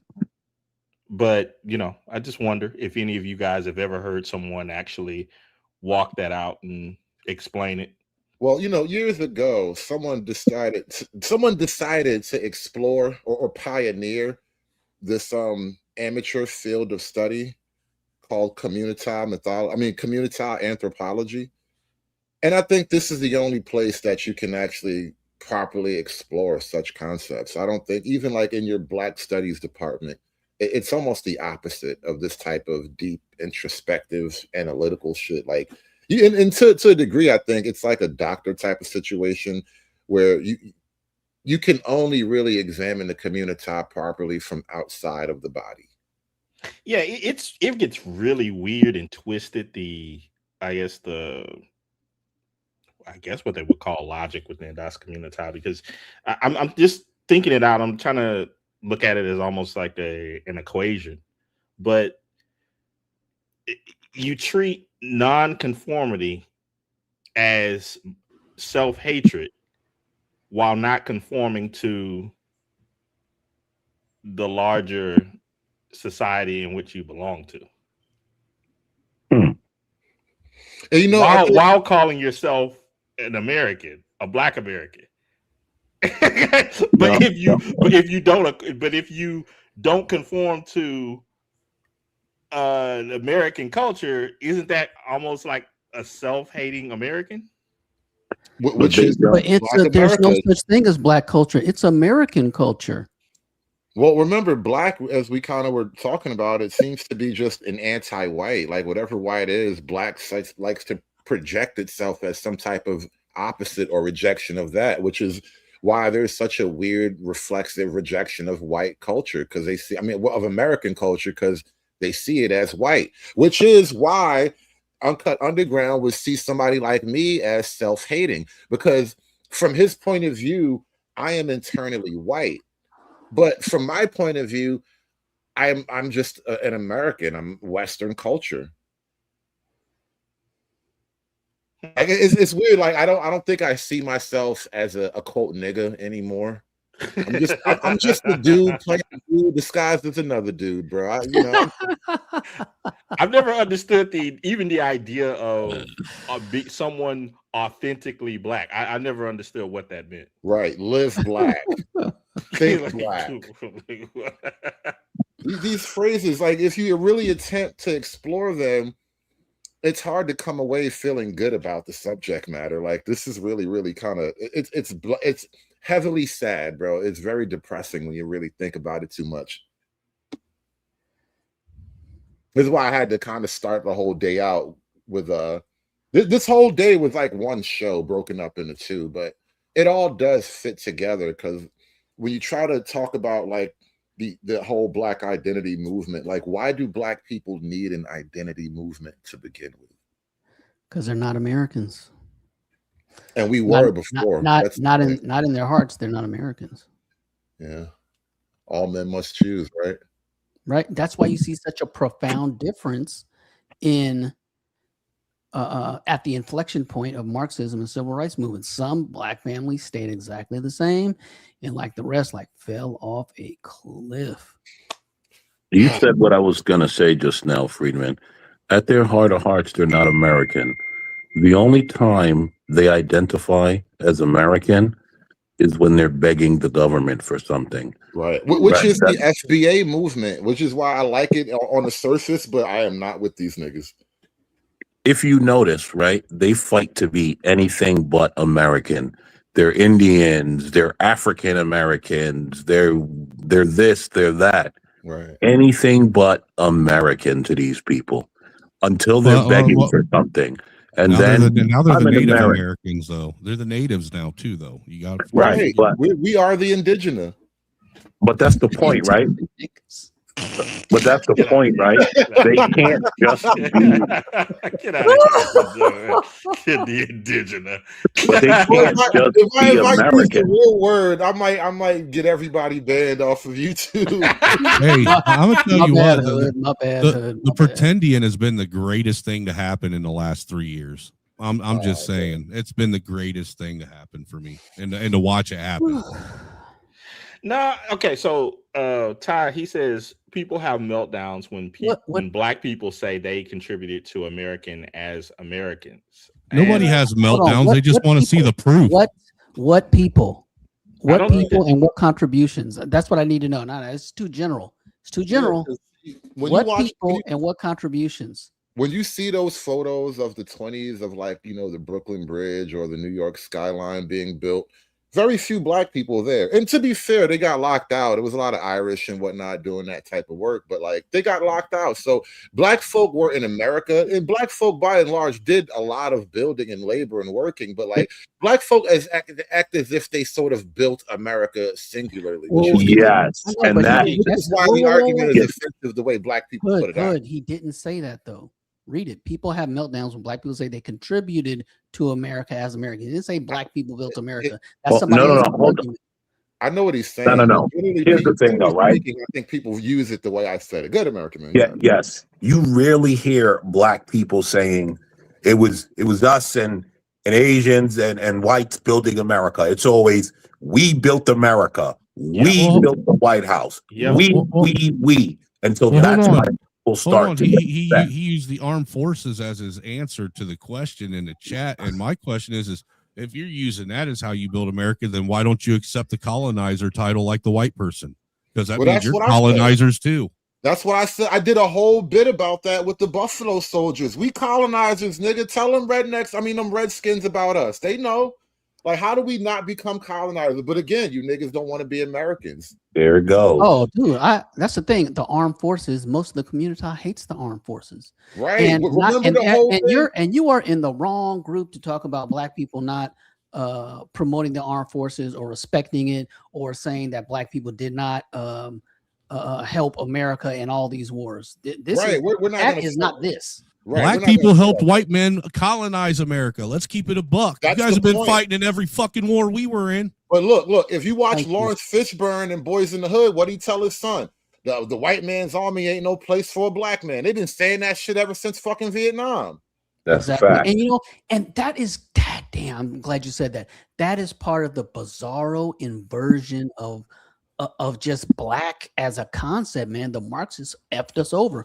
Vietnam was if there is an our war, Vietnam was our war because full integration happened after World War II, right? Mm-hmm. Korea came too quick to be big participators in that, but there are tons of black people that got it in Vietnam and volunteered, right? This freaking narrative that they tried to destroy the community with the draft is bullshit. The numbers don't suggest it, and plenty of black people volunteered and got some in Vietnam. Yeah, and this is kind of we got to wrap this thing up too. I'm gonna get ready for work in a second, but like this is kind of the argument. This is why I kind of wanted to parse this out a little bit more because I know I'm kind of sort of out on a limb trying to articulate something that isn't widely expressed, but I don't think I'm alone in that because we're all up here talking this point together here.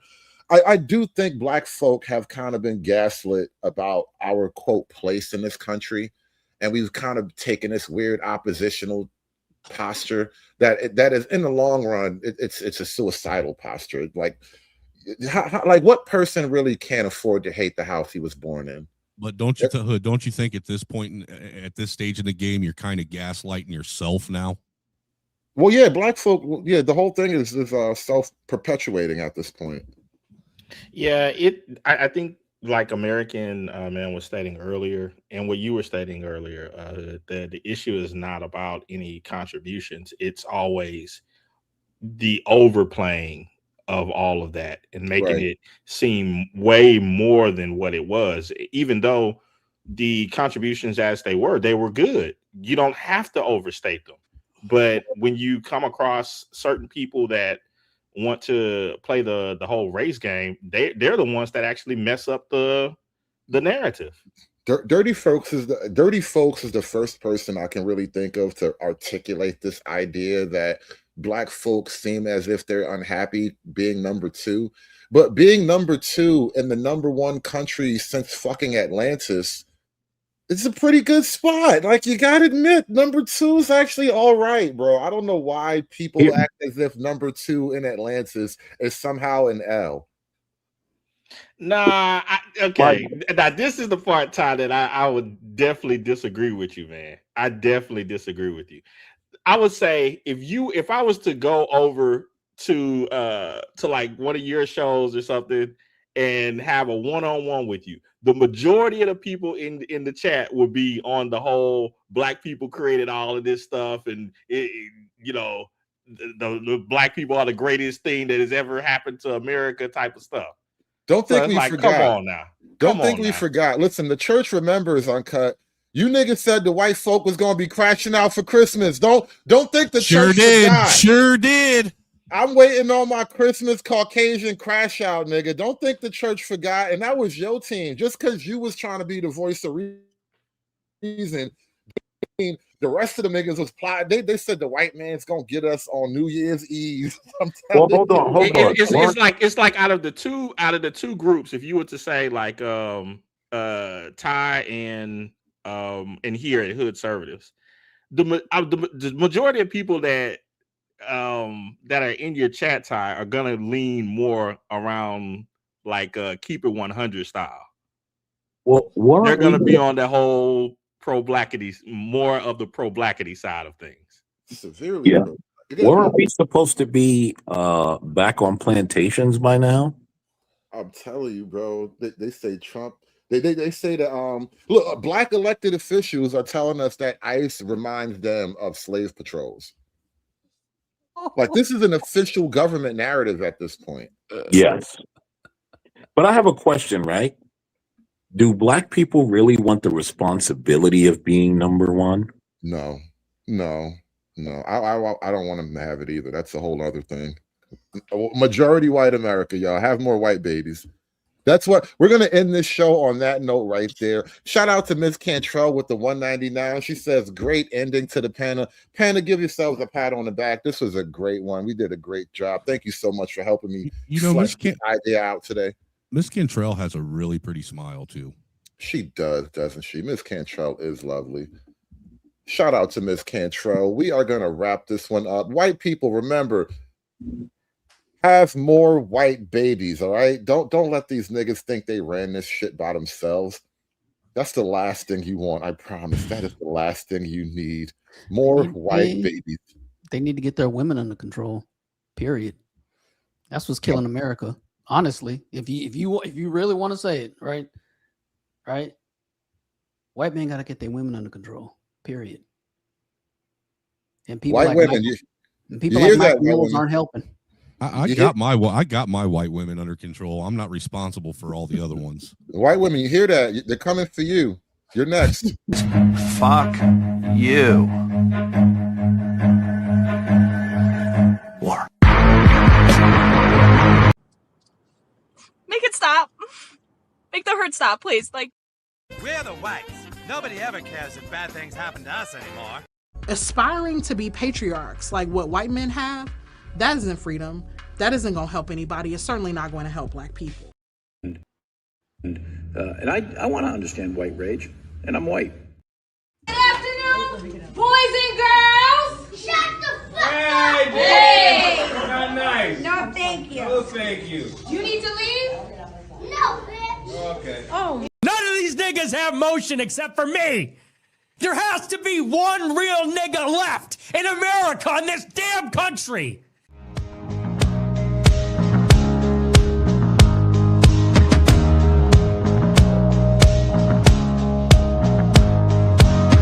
It's done. It's done. It's done. It's done.